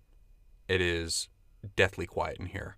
And it's something you guys never really anticipated coming into a place like this. There are charcoal drawings and other things lining the walls, not like fanatically or anything like that, but like kids' drawings and portraits of the family that got painted. They're lining the walls a little bit. There's some knickknacks and some things. There's a hearth that looks like it's very well used. There's some things drying out over the rack. There are dishes that have been washed and are drying out. But it's a lovely lived-in home. It is a lovely home, and you guys get a feeling of dread coming into a place like this being silent. The only things that you guys can hear is the sound of the house settling and the rain on the windows outside. Isn't her husband supposed to be here? Mm-hmm. Do we get her last name, Luke? You guys will recognize her. You guys have obviously talked to quite a few people in passing, but it was the Barrett family. Mr. Barrett? Victor's gonna call out. Silence. Oh, I get a bad feeling about this. Fuck. Can Snongle sneak around to kind of see what's up? Give me a roll, stealth. Yes. So let me look at that. That's plus 10. Okay, let's roll it. It's almost like that's something you're really good at. Oh, that's a 13. So I don't know. If that's great. It's still pretty epic. Okay. I'm gonna make a quick roll here. Yeah. Okay. You get into a posture to try and like be quiet. The first step you take, creak. Love that. And you realize that every floorboard in this place, even though you're so small, it's not a rickety house by any standards, but it is a well-made house, but not so well that the floorboards don't creak. There's still some... Sorry, is it dark in here? It is dark, yes. The rain is coming down. It is nighttime, like it's 9 p.m.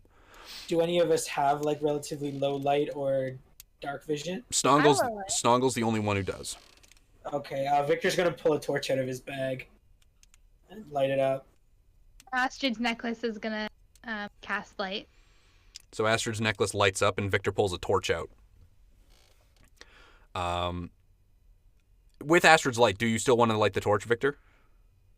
Yeah, in case we get split up, I still want my own light source. Fair. Okay. So you have the torch, just being careful, making sure you're not going to burn the place to the ground. Yeah.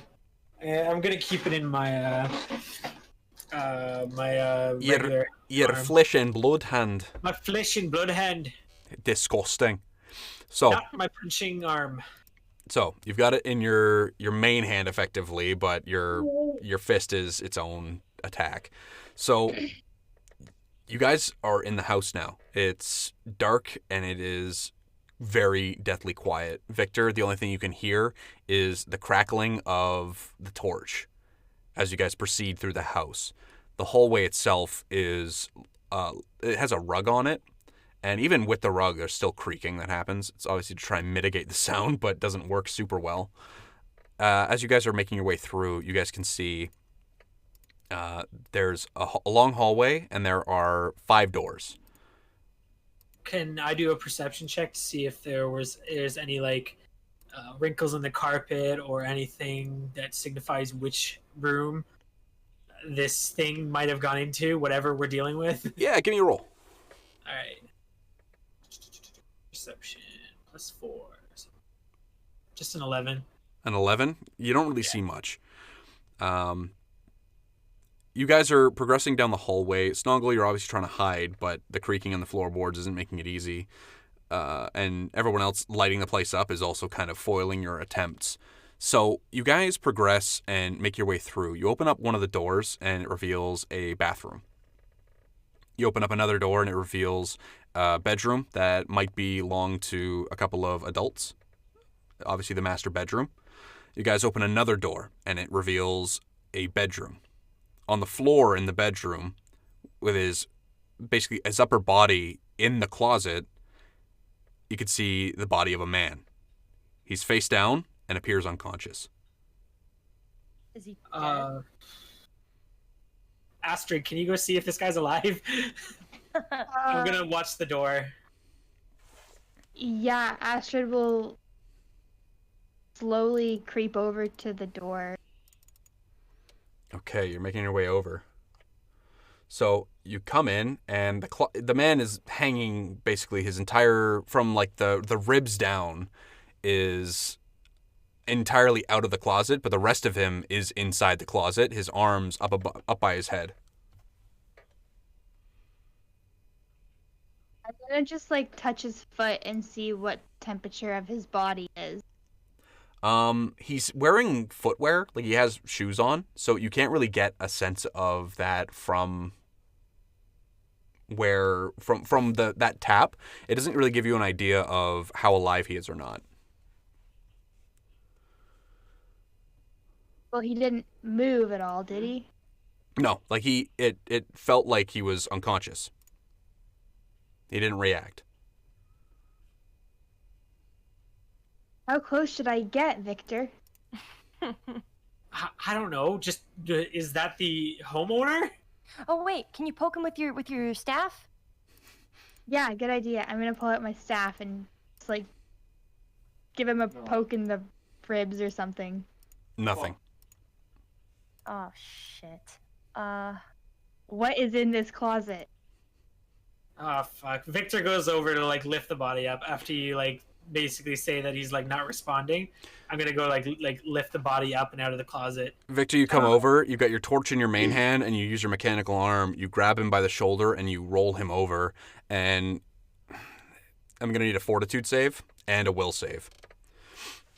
Fortitude and a will. I will roll fortitude first. Thank you. 5 + 2, 6, 7, 8. That's 8 for fortitude. Okay. And will. A lot worse. 3. Yeah, just a 3. Unless it's a fear effect. It is technically a fear effect. Okay, if it's a fear effect, I also get a +2 for fortitude as well. Okay, so it's technically a fear effect for both. So 10 for the first one, the fortitude. Yep. And 5 for the will. 5 for the will. Okay. Victor, you roll the man over, and you can see that pretty much his entire face, as well as a majority of his like upper body and torso, have been eaten away. You can see gnaw marks and the reveal of flesh and bone underneath. You can see the man's teeth where his lips used to be, and his eyelids are gone. Both of his eyes have been gouged out, and there's a very thin but jagged cut line across the man's throat. Oh, I've seen some pretty brutal shit, but fuck. You're backing up. You're not into it at all. You almost puke, but you manage to not. You're like, this isn't as bad as Nora's, but fuck if I'm going close to that thing. I'm going to try to use detect magic on the door. Okay, so the closet itself is open. You don't detect anything magical I don't think you detect anything magical, with exception to probably Nox, who's in your bag. But the cone that emanates from your hand, you basically have almost like a winter wind that comes from your hand and emanates this cone of sensory energy, and it swirls in almost a frostbitten like flurry. And suddenly you detect no magic. Well, this is fun. So are we gonna look in the closet, or do you guys think the monster, or whatever it is, might have moved? I think the homeowner was trying to look in the closet. Yeah, that's what I was thinking. But I was wishful thinking also. I assume Victor's too busy, like, still, like... You're kind of slapping yourself in the face, trying to, like, psych yourself up, but every time you look over at the body, your stomach retches and you don't want to get any closer. Can I, like, stick the end of my staff in the closet? You certainly can. Give me a roll. It's actually, what is your CMD? CMD, where would I... Oh, CM defense. Yep. 11. And then it says +1 for dex. So it should just say a number next to it, so it should be 11. 11, yeah. Yep. Okay. So this dude is going to attempt a thing. So. Oh yeah. Oh. You go to stick the end of your staff in. Your necklace is still glowing around your neck, and something yanks your staff out of your hands, and it disappears into the closet. Well, guess I really am now just the healer, eh? Yikes! Yoink! Send Nox after it. Go for it. That's okay. So as your staff disappears into the closet, suddenly I need... Is that going to be a roll from you guys? Probably not. Astrid, what's your flat-footed armor class? 10. Yeah. 10. Thank Did you get that? Yep.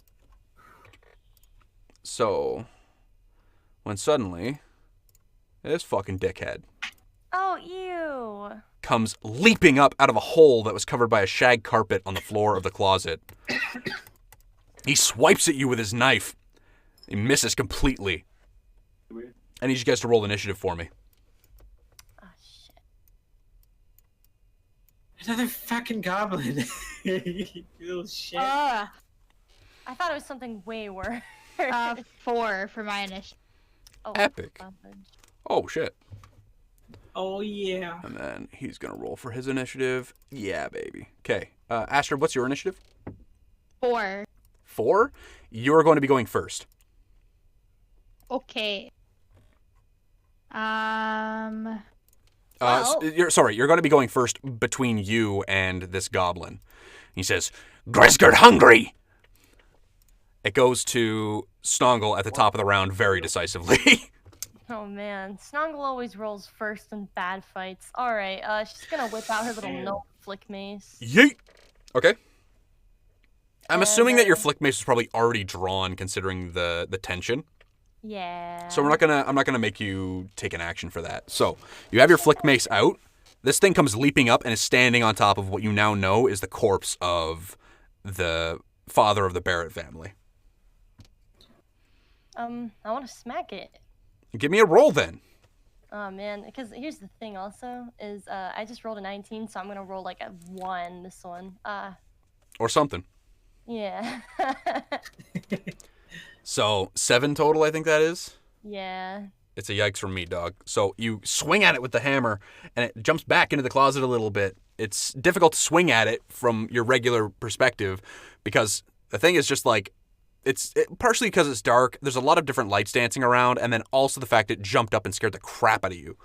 So you were ready, but when you swept at it, you weren't quite prepared for how far away it was. It then goes to Victor. I'm gonna go do a 5-foot step towards the closet. Okay. While the goblin is near that corpse, you're going to have a -2 to hit it. -2 to hit it? Because you have to get close to the body. Yeah. Alright. And I'm gonna give him a good old fucking whack. Give him a wallop. Give me a roll. Give him a wallop. 16, 17, 18, 19, 20. 20 total. 20 total with the penalty. Beautiful. You hit solidly. Give me a damage roll. Shoot. Am I supposed to choose non-lethal damage before or after? I mean, when I'm rolling for the damage. I would say beforehand. So you're going for lethal. Also, this is a goblin, and he's swiping at you with a knife. That's true. So I figured maybe we could ask us some questions, because it's like, what's up with these fucking goblins everywhere? Well, goblins bite and goblins chew. We be goblins, you be food. Not to mention the goblins are working with some kind of human, so I would assume like one of them must know the human. So I kind of want to ask him that. You're putting a whole lot of faith in goblins, dude. All right, I'll roll for damage. Give me a roll. 4 plus 4, 5, 6, 7, 8, 9. 9 damage total. 9 damage total. He takes 9 right across the ass. So, you hit him really good. I missed. There it is. Cool. I thought I misplaced my my damage sheet. So he takes 9 points of damage. As Victor overcomes his fear, takes a breath, comes over, and wails it right in the face. It reels back and his nose starts to bleed, but it basically just uses that. It licks its lips with its own blood dripping into its mouth, and it says, "Hungry! Hungry!" It then goes to Astrid's turn. All right. I'm going to pull up a spell. I'm going to go for Burning Hands. Burning Hands? Keep in mind, you are in a wooden house.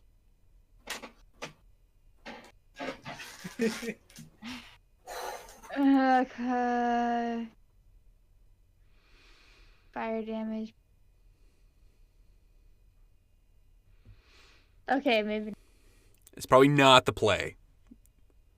It's the house on fire. Well, that's one way to kill I hope it. you wanted cremation. Oh god. Too soon, Richard. Come on.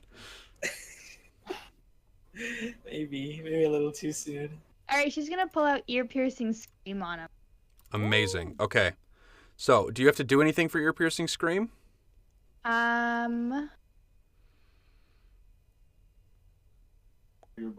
Saving throw.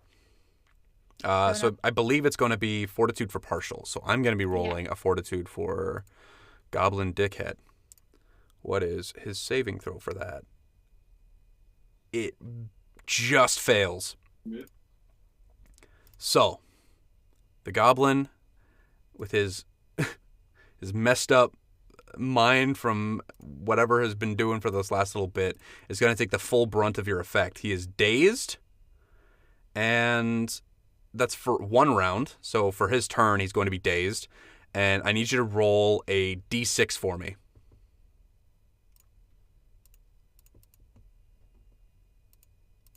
3. 3 points. That's still not bad considering. So, you channel your focus and you open your eyes. Your eyes begin to glow with a glacial blue. As you open your mouth, and only audible to you and to this creature, it's like a winter wind whipping around. That high-pitched wailing, screaming on windows from the colder time of year, and the goblin begins to shriek incontrollably, just absolutely going nuts. It falls on the ground a little bit, rolls around, gets back up, and just starts like tugging on its ears. It takes the knife, but you could tell that it's visibly shaking from what you just did to it. A little trickle of blood comes out of its ear, and its eyes seem to be like unable to focus. They go almost cockeyed. It goes to his turn. She's doing that at me. Facts. It's a pretty shitty vibe. So, if you are dazed, you can't take actions. So, its turn is forfeit. It then goes to top of the round with, I believe, Snongle. Snongle's gonna try to smack this bitch again. Give him a kick. Do it. Okay, escalators. Wham! Ah, heels! SpongeBob reference. Thank you. I literally just got it. Escalators! Top tier. Talking about a man who got his face eaten off, and suddenly it's a SpongeBob reference. That's Gen Z for you. Those dang millennials. Okay. You sweep at it, but it's too busy flailing around that it's difficult for you to actually land a hit. You're trying to keep track of it with your eyes. You go to sweep, and then you miss. It lands into the ground. Does a little bit of damage to the exterior of the closet itself. It goes to Victor. I'm gonna give it a good old non-lethal kick to the chest. Okay, you're only gonna have a -1 for this, partially because you're focused so much on it being an absolute like goon that you're less focused about the body that's technically under your feet. Yeah. So the goblin's like flailing around on the ground, and you're like, okay, this is a lot less scary. It is only going to be a -1 for this attack. Oh, dude.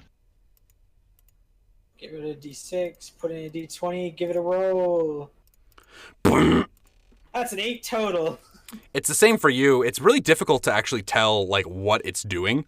You go to like, you're trying to like line up the kick, but it's like, it's again that football analogy that you go to like boot it and nothing happened. Like you go to try and kick at it, and because its chest is so small compared to its head basically like it overbalances backwards, it falls on the ground, and your kick goes far over where it actually was landed. You could have kicked it back into the hole, but it wouldn't have done anything really productive. So Goblin effectively manages to dodge out of the way. It goes to Astrid's turn. God damn, okay. I think that was that my first spell of the day? It absolutely was. Yeah. Okay. Cool. I didn't think it would come around to me this holy. Isn't that the great part about being a caster? I have so many options that like it's so overwhelming. It can be a little bit cheeky, but just focus on the ones that you have prepared. You could do a second ear piercing scream if you'd like. All right. I mean, worked the first time. Yep.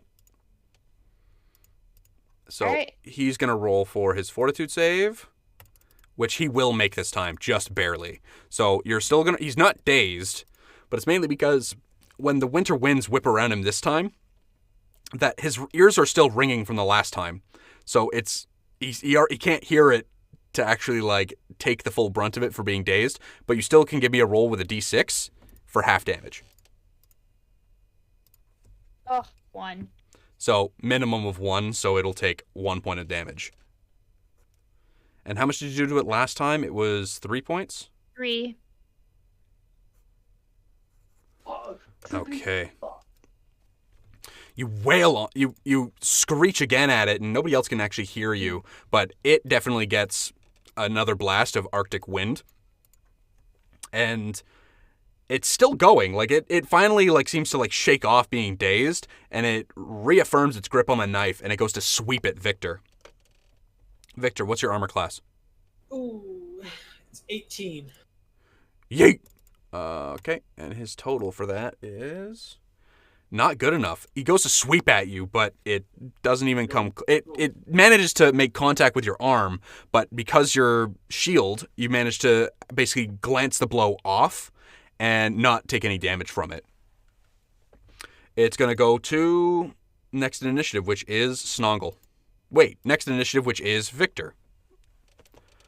Oh, did Snongle go? Who's top of the initiative? I thought it was Victor. It is me. Snongle. It's Snongle. Snongle, it's your turn. It's okay. Snongle's not going to do numbers on this one anyway. I'm going to try smack it again. Give it! All right, let's go do numbers on this baby. Oh, yeah, that is sexy. Get him with the jawbreaker. That is just good enough. You managed to land a solid hit. Give me a roll for damage. Yes, and that's a D6. It would be a D10 actually for your hammer. Just kidding. D10. Roll it. 7 points. Holy crap. You come in and you wail a thing for 7 points, and it basically, it's almost like its eyes refocus after, and it takes the swipe with a knife. You go to hit it again, you whack it on the head, and its eyes go back cockeyed. She falls down a well, her eyes cross, gets kicked in the head by a mule, and they uncross. I don't know. That is my favorite quote from National Lampoons. It's pretty good. So this thing is just bullied right now. It's still going, but it is panting. It is bleeding from the nose, from the mouth, from its ears. It's just leaking all over the floor of the closet, with snot and drool of one being hungry and two just being a general, like, nasty little cretinous goblin. So, you're coming in, and it goes to Victor's turn next. All right, Victor. Fuck non-lethal damage. I'm giving this guy a lethal blow. Kick him. With my right foot. Do it. Give me a roll. Oof. You take your foot up, and you slip in a puddle of blood you didn't realize was there underneath the corpse. I'm prone now. You're absolutely prone now, my dude. You're trying to do your 5-foot shifting stuff, and you end up slipping in the blood and falling. Oh, why is this being so difficult? It hates. It then goes to Astrid. If I go to pull out the pot from my bag, is that going to give it an attack of opportunity on me? You're not close enough to actually warrant an attack of opportunity.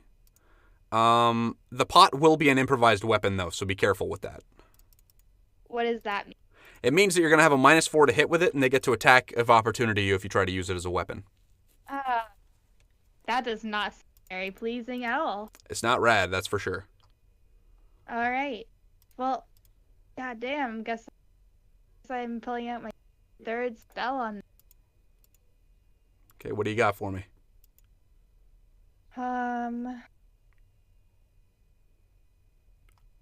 You could attempt to daze him.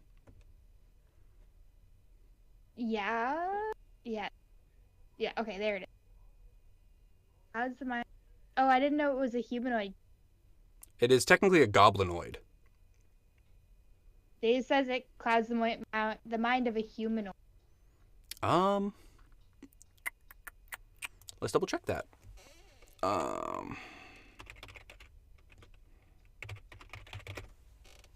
Actually, I have this open. What am I doing?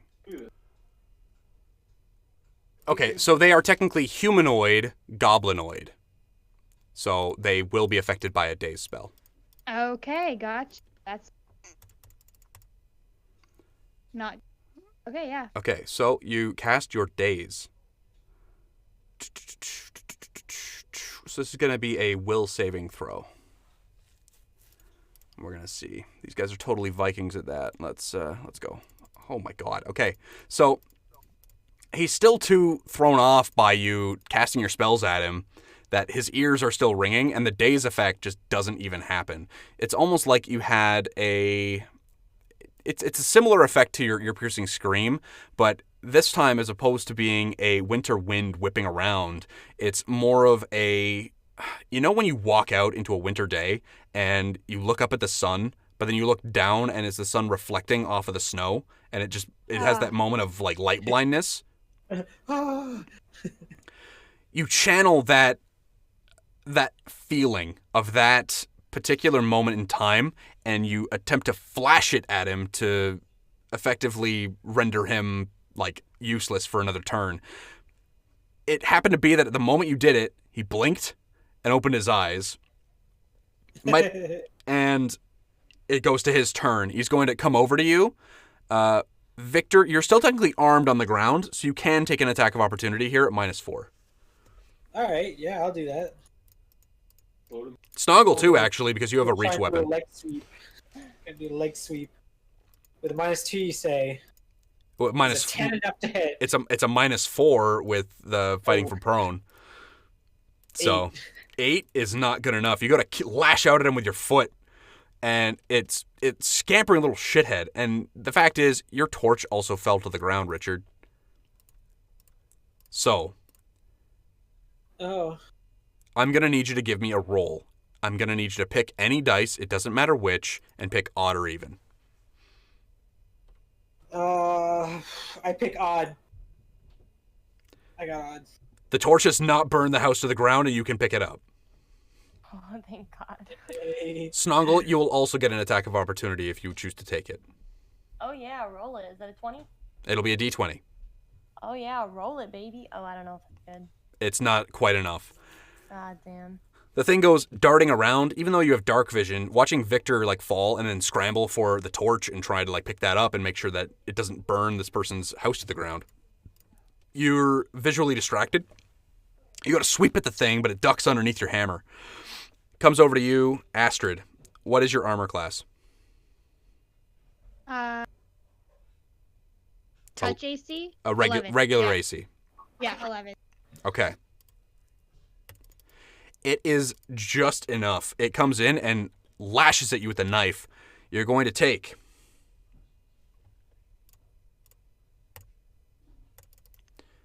2 points of damage as the thing comes out at you with this rusty-looking blade that seems to be cannibalized from another weapon.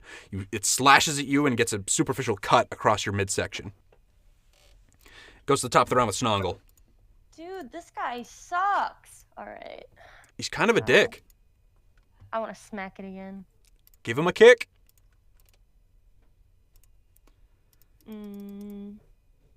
You're technically flanking now with Astrid. Oh, okay. So you'll have a +2 to that with your +1. So what's your total? Oh, so that's a +2 plus a +1, so that's 17. I can do math. 17 is just good enough. Give me a roll for damage. Include your sneak attack. Oh yes, including my sneak attack, which is sorry. A D10 and a D6. A D10 and a D6. So You the got purple one and the blue one. So should I roll those together or two separately? You can roll them both together. All right, cool. Okay, Rose. It is just enough. Oh yeah. It really is. So you come up. The thing lashes out at Astrid.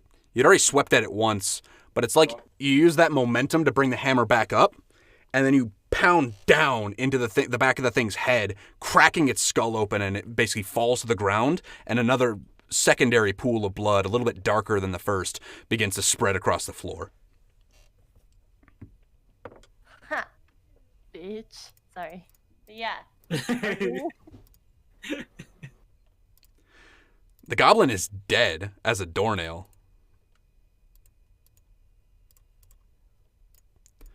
So how's everybody doing? I guess we can't ask any questions. Yeah. Nope, you really can't, can you? So did Astrid got hurt from that? Was it just 1 point of damage? It was 2. No, 2. 2. Okay. And for Astrid, that's a lot of damage. Yeah. I only have 7. Oh, that is a lot more than I thought. I thought you had 9. Oh my gosh. That's a lot of Right. damage. Can I heal myself? You should be able to. Let me double check that. Heal touched creature. It doesn't say that it can't be you. So give me a roll for your healing hex. You'll automatically get those 2 back because your minimum, like you can still roll it, but your minimum is 2. So there you go. You get 3 hit points back. So you guys make your way back to the front of the house, and as you guys approach the front door, you guys can see a very bedraggled and very like he seems like he's been doing a lot. So a certain Sheriff Hemlock comes up to you guys at the door, and you guys come out. Obviously, Snongle with blood all over your jawbreaker-looking hammer, and Victor with blood all over his hands as well, literally all over your hands from where you picked up the corpse and like turned it over, and also across your knuckles from where you beat the crap out of the goblin. Astrid, are you going to recover your staff? Yeah, I'm gonna go for it. Probably a good idea. So you manage to reclaim your staff.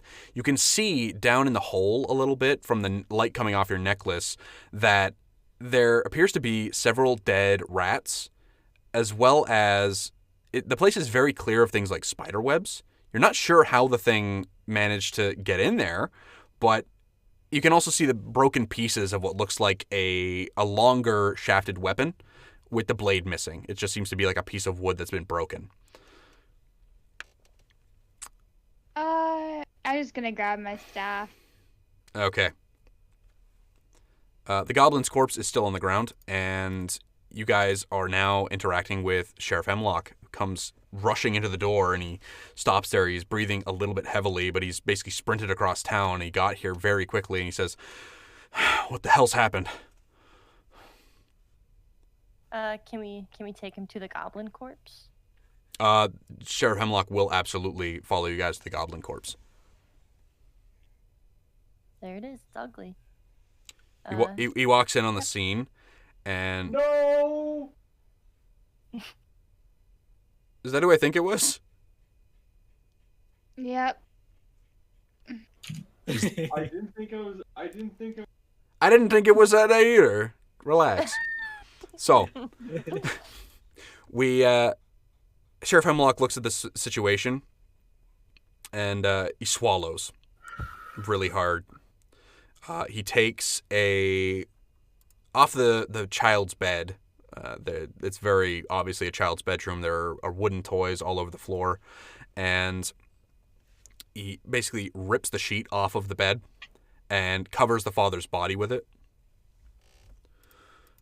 He spits on the goblin's body and proceeds to effectively put it in what is a burlap sack that he has.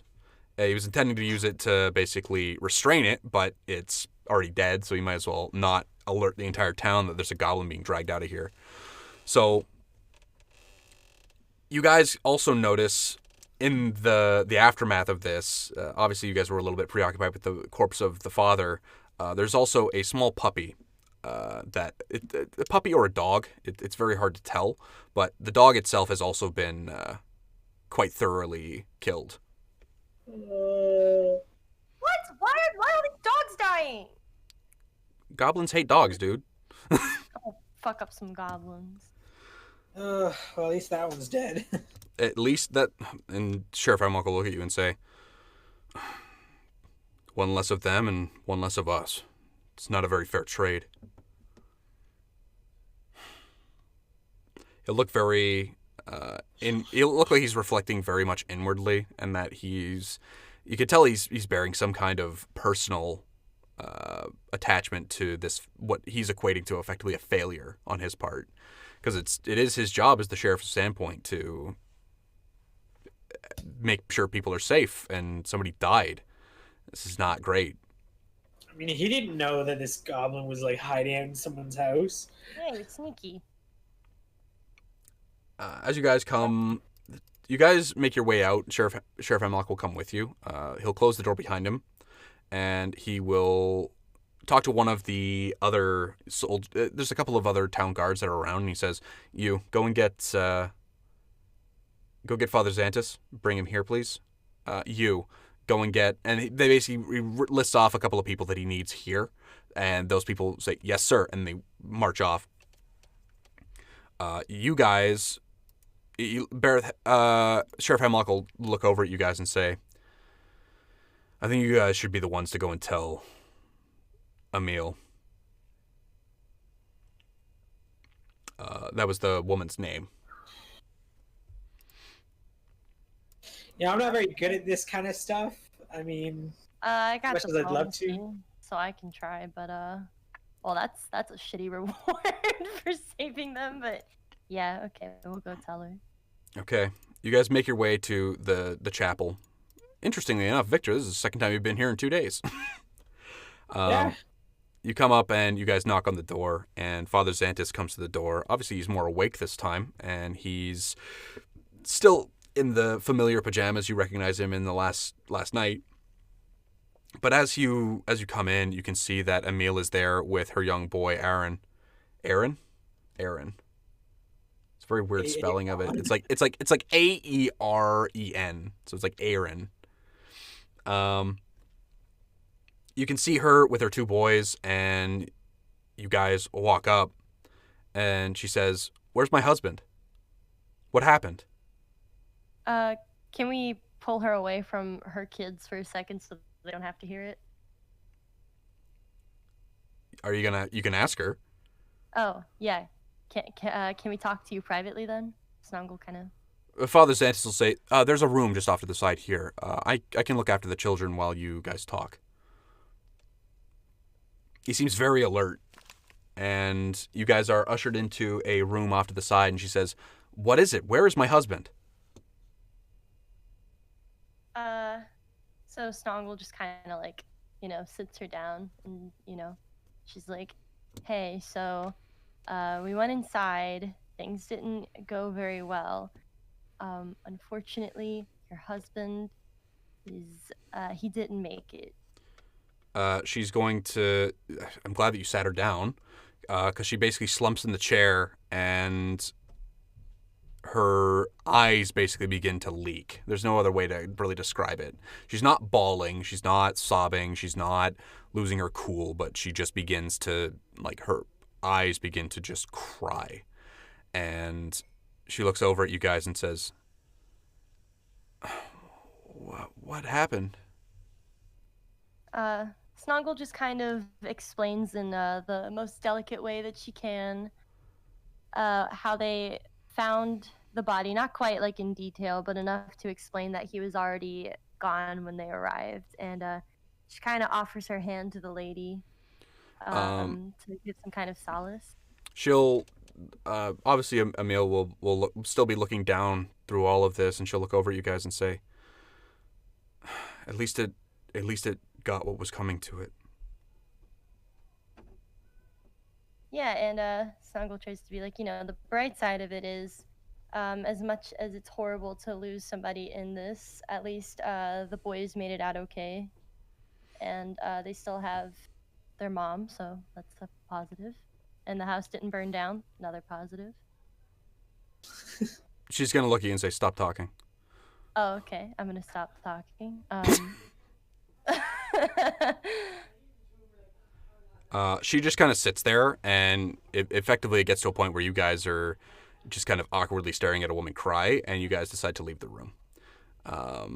You guys come up to Father Xantis, and he looks at you guys, and he's just like, he can read the expression on your faces. His sense of motive is more than enough to understand what the hell just went on. And he looks at you and say, are you guys all right? Victor, you're kind of not all right, dude.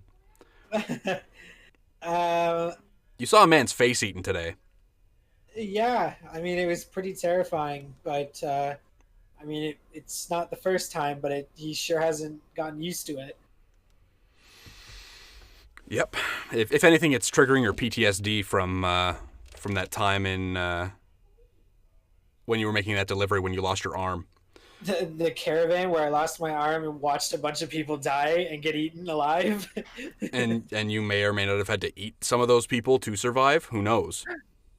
What are you talking about? Exactly. That's how PTSD works, isn't it? You try and blank as much out as you can. Yeah. Might have had to fight off some other people that were part of that caravan because they were trying to get a little bit crazy. You do crazy things when you're hungry. Yeah, that's exactly that goblin's defense, if we're being perfectly honest. Yeah. He's a little hungry. Sheriff Hemlock comes up to you guys at the outside of the church, and he says, we're looking after the recently deceased, as well as disposing of the trash that is in the house as well. Thank you for your assistance tonight. I don't think we would have gotten to it fast enough, and I'm just glad that nobody else got hurt.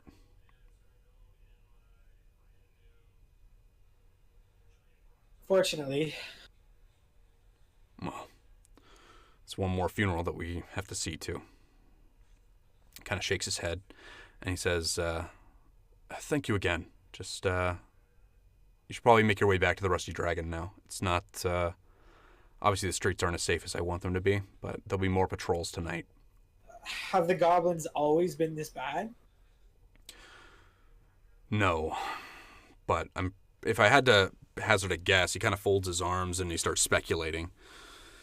The goblin probably was from the attack on Sandpoint. The dog being there, it obviously scared it. Goblins hate dogs. They hate them, and that's why we keep them. But this thing obviously got stuck in the closet. It looks like it used its original weapon to try and cleave through the floor of the closet, and then hid out there. Must have been eating rats and bugs in the floorboards. And finally, it got too hungry and jumped out. You should have read the signs. What signs? How do you not know a goblin's hiding out in your walls? They're not exactly quiet. I heard them talking about it earlier this week, and I blew it off. And so did his parents, but the young boy was saying there's a monster in his closet.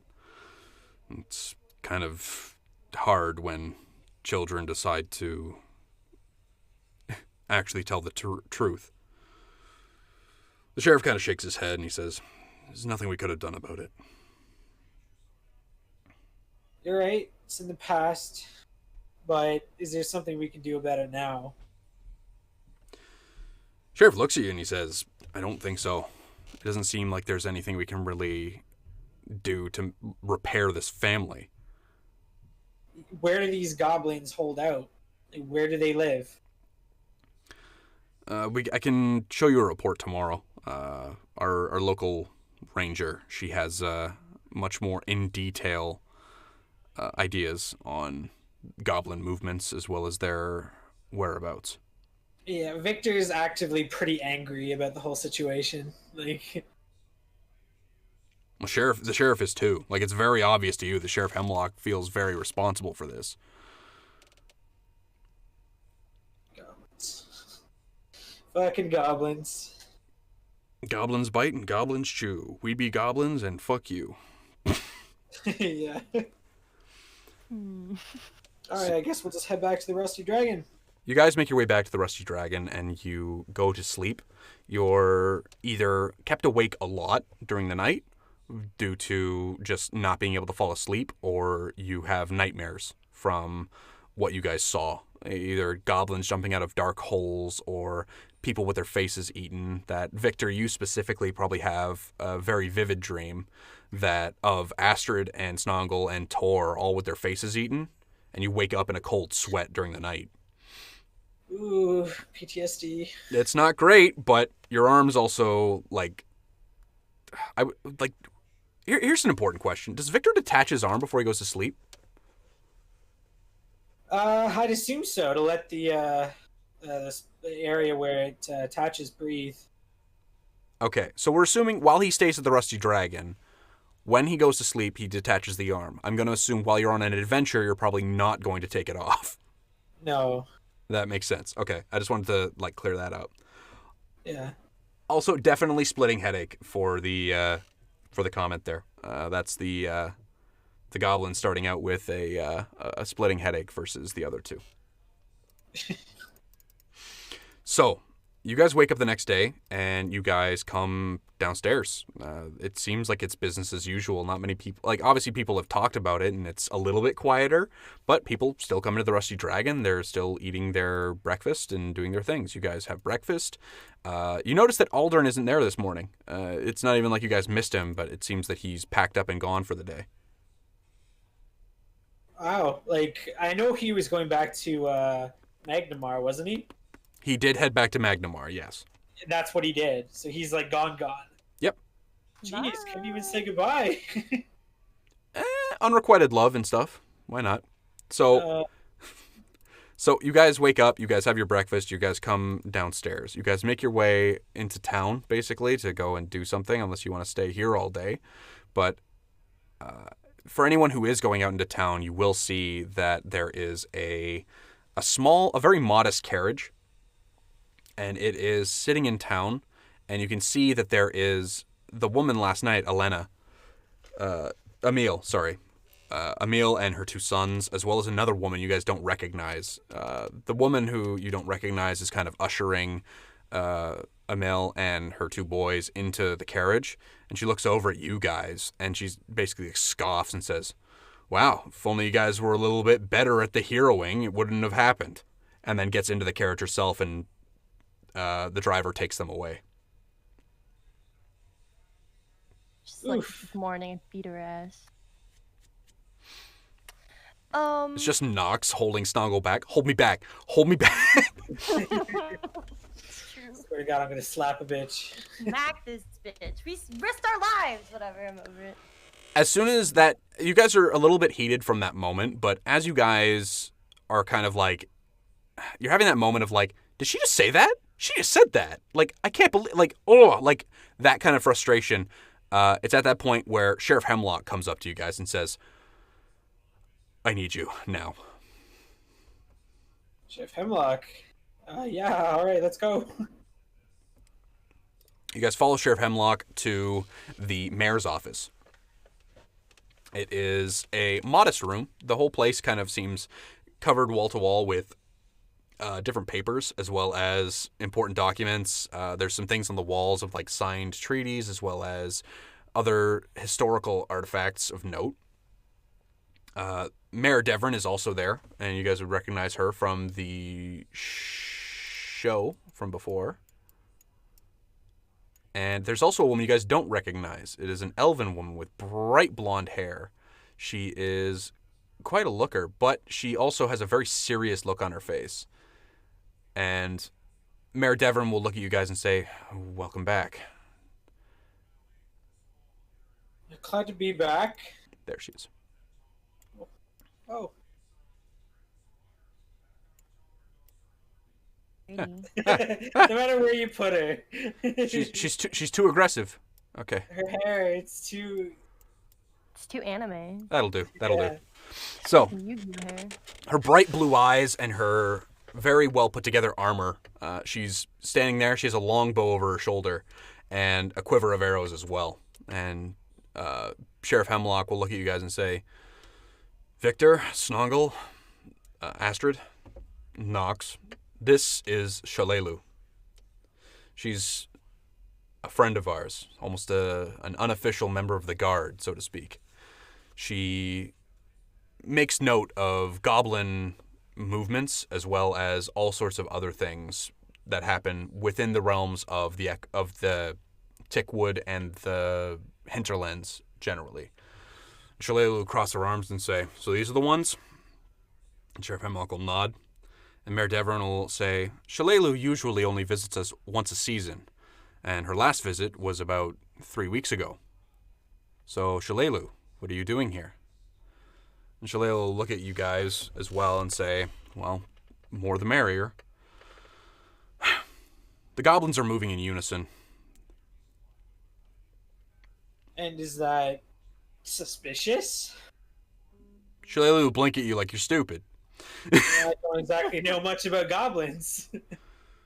Shalelu closes her eyes and says, right, sorry. It's been a long couple of days. I haven't slept. She'll look at you guys and say, there are a few different tribes of goblins that live in this area. Belor told me that you guys work against the goblins. It's well done for you.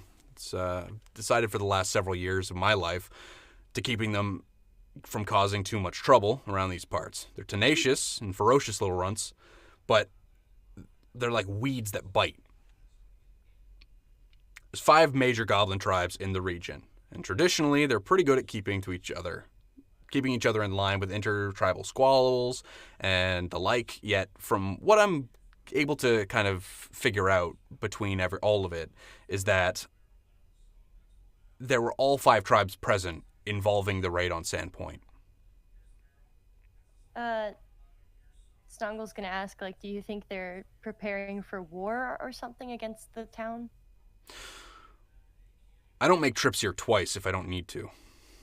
I think that there's definitely something going on, and I think that we need to think fast and act fast before anything else gets out of hand. Does she know about the human that we've seen or hints of that has been working with the goblins? Are you asking that in character? Yes, very much in character. Like, are you aware? Her and she'll exchange a look with the sheriff and the mayor, and she'll say, I wasn't aware of that. Victor's going to like fully explain sort of like the series of events that led us to thinking that there's a human working alongside them. You can tell that Shalelu's taking like mental note of all the things you're saying and kind of piecing them together with her own knowledge. She's going to say something to the effect of, there was a fair number of mosswood goblins that she dealt with yesterday that are already pretty beaten up. There was a lot of chatter about Longshanks, who killed so many of them. But now that I've met you guys, it seems kind of obvious their descriptions of who they're talking about. The man with the metal arm, Longshanks with the metal grab, is pretty self-explanatory now. Didn't really make sense before. Big metal grabber thing. In any event, it seems you guys have made an impression. And the fact that the 5 tribes are working together really unsettles me deeply. They don't normally get along. It doesn't make sense. But unless they've got something big planned, and big plans require big bosses.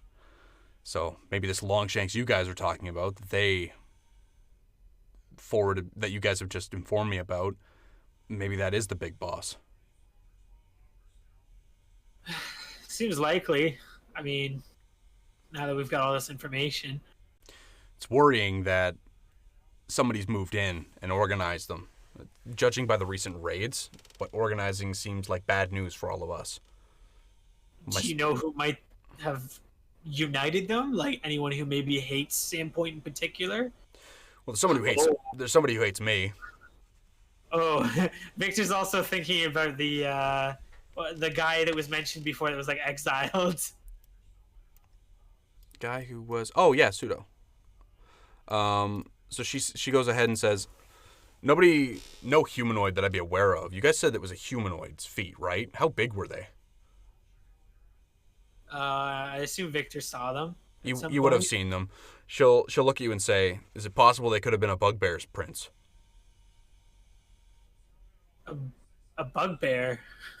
Yeah. I don't have knowledge nature, so you can give me just kind of confused. You can give me a straight up wisdom roll, Richard. All right. Do I know what a bugbear is? Or do you remember how big the tracks were? Let's see. You said wisdom? Wisdom, please. Just flat 8. 8? Yeah. You couldn't tell if it was how big the feet were. Like you just remember that it was definitely some kind of medium humanoid. And she shakes her head and she says it's not helpful. There's a bugbear in the area named Berthasmus, and he's none too fond of me.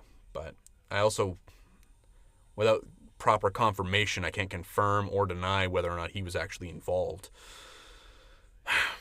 I mean, the goblins were calling this thing a Longshanks, weren't they?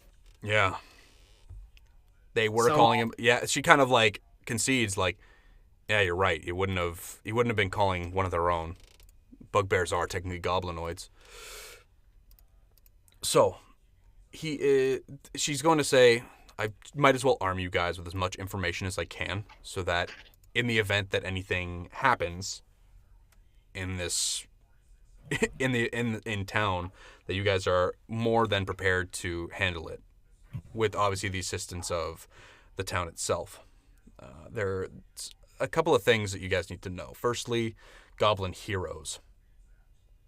There are some unusually large goblins. They usually don't live very long because they're genetic mutants, but usually for goblins, it's usually not very long for them to live very long. But it's unusual for a single goblin to achieve any measure of notoriety, but when they do, they earn it. There's only 6 in this region. She kind of like counts off in her head.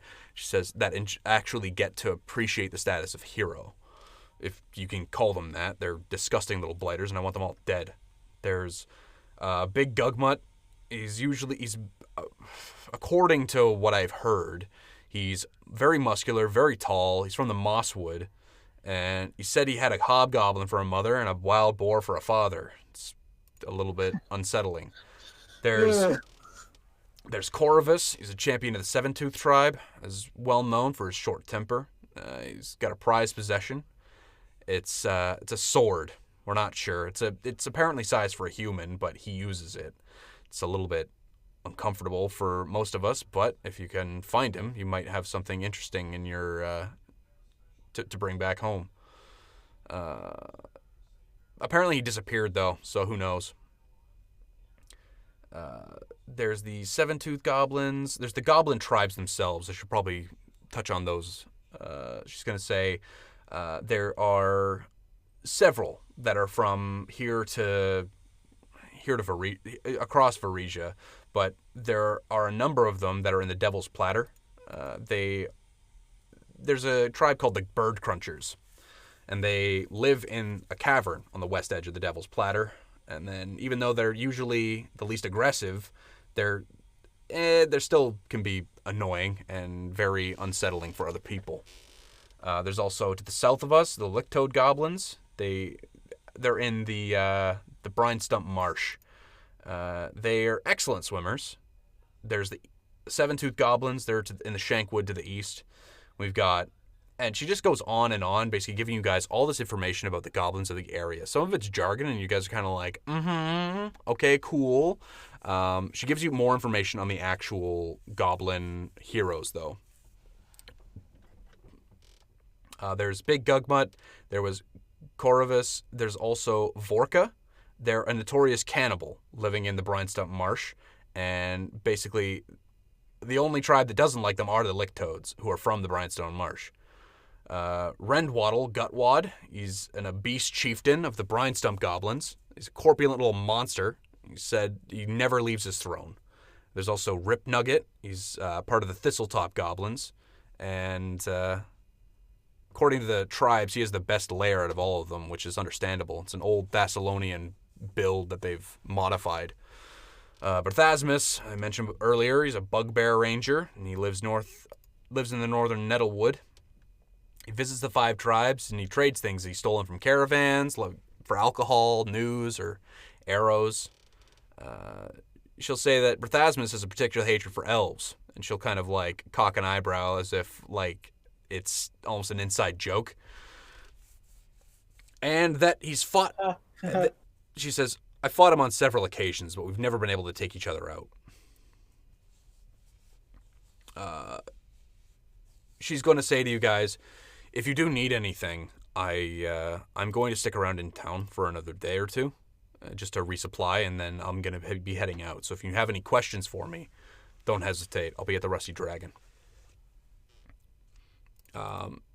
She gets up, and Mayor Devrin and Sheriff Hemlock nod at each other, and they say, If you do need anything from us as well, please feel free. Sheriff Hemlock will say, I do want to talk to you guys outside for a minute.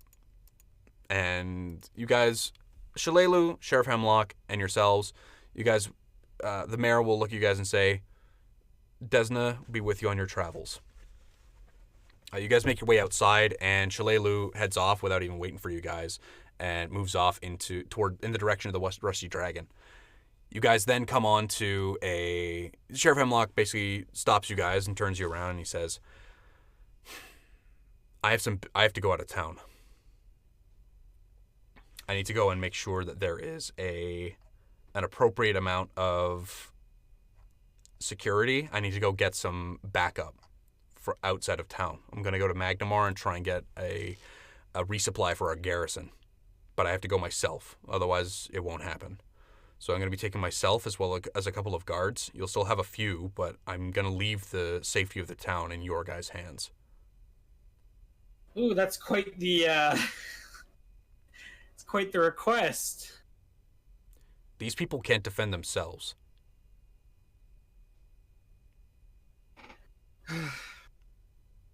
Well, I can't exactly do it for free, but I assume you have some sort of We'll pay you. It's fine. Like, whatever it needs to happen.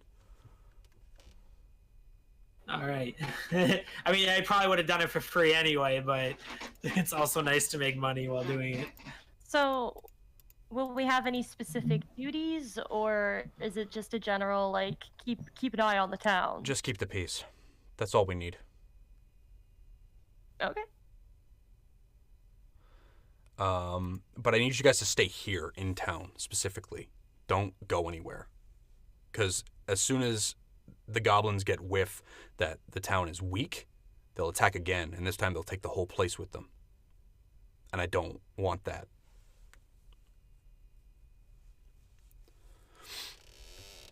Do I have your word? Yeah. Yes. Yeah. I'll also be freeing your friend. I've got no other reason to hold him. Come to me with. He kind of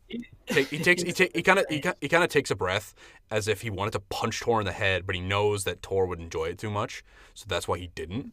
And that's why he's frustrated right now, mostly because he says, I can't. You guys and him are going to be in charge. I need you guys to, in charge. You guys are going to be in charge of town security. Can I trust you? Hell yeah, we got it. We will keep the peace. We'll throw a big party. You'll come back. Everyone will be in a great mood. Whatever. We won't burn the town down. I'll keep an eye on Victor to make sure that doesn't happen. Victor looks at you like, why are you picking on me?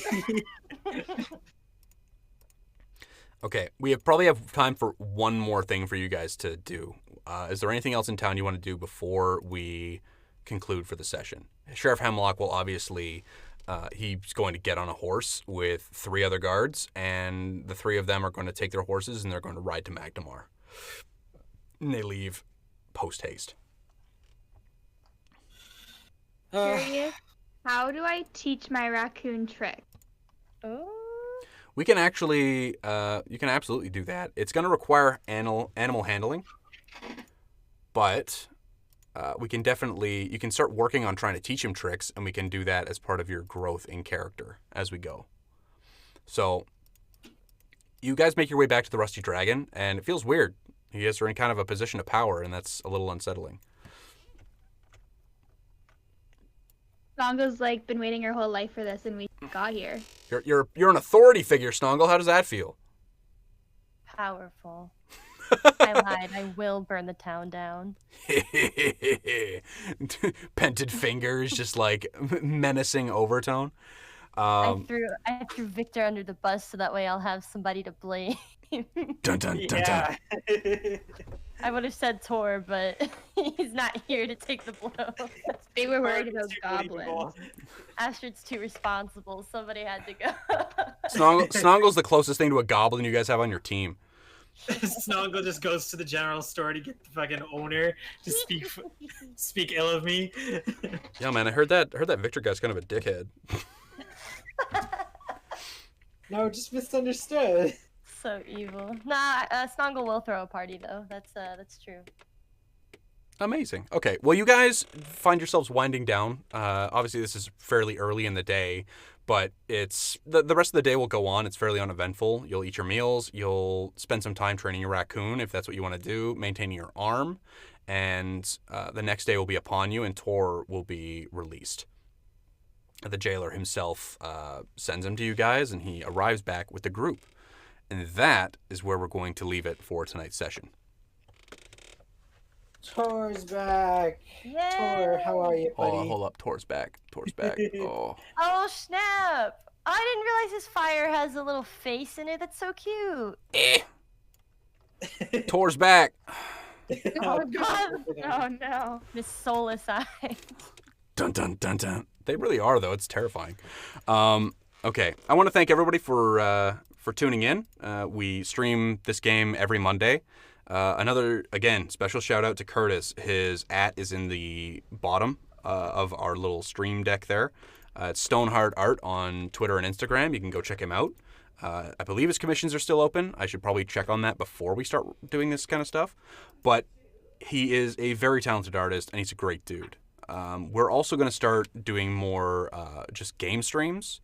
Obviously, we aren't going to be doing them entirely on this channel. You can make sure you follow Jessie as well as Rose. And Richard and I are going to be doing some streaming on here with some of the games that him and I jam on a regular basis. So if you're interested in us playing Siege or Divinity, or we're actually going to be picking up Left 4 Dead soon. Wait, Left 4 Dead 2? Yeah, like that huge community update that they're doing. We're absolutely going to stream the crap out of that. OMG, hit me up. Yeah, so maybe Rose, Richard, and I are going to do that, and maybe Connor, depending. Connor's a buddy of ours who is foul-mouthed, and I will probably get banned for him. But I do want to thank you guys very much from the bottom of my heart for tuning in. And as always, I've been Luke. This is the part where we sign off, guys. Oh, yeah, sorry. I was just going down the line. Somebody else, because we always go down the line in Discord, right? Jesse, what are you doing? Oh no. I She think- left early! Oh God, that's why. She didn't sign off. We're stuck until she signs off. No. Wait, what? No, I'm here. I'm here. Oh, hi. What happened? So, I'm Luke. I'm Jessie. I'm Rose. I'm Richard. And next week, we'll probably also have a Brevin. So, thanks for tuning in, and we'll see you guys next week. Have a lovely night. Yeah. Bye. Bye.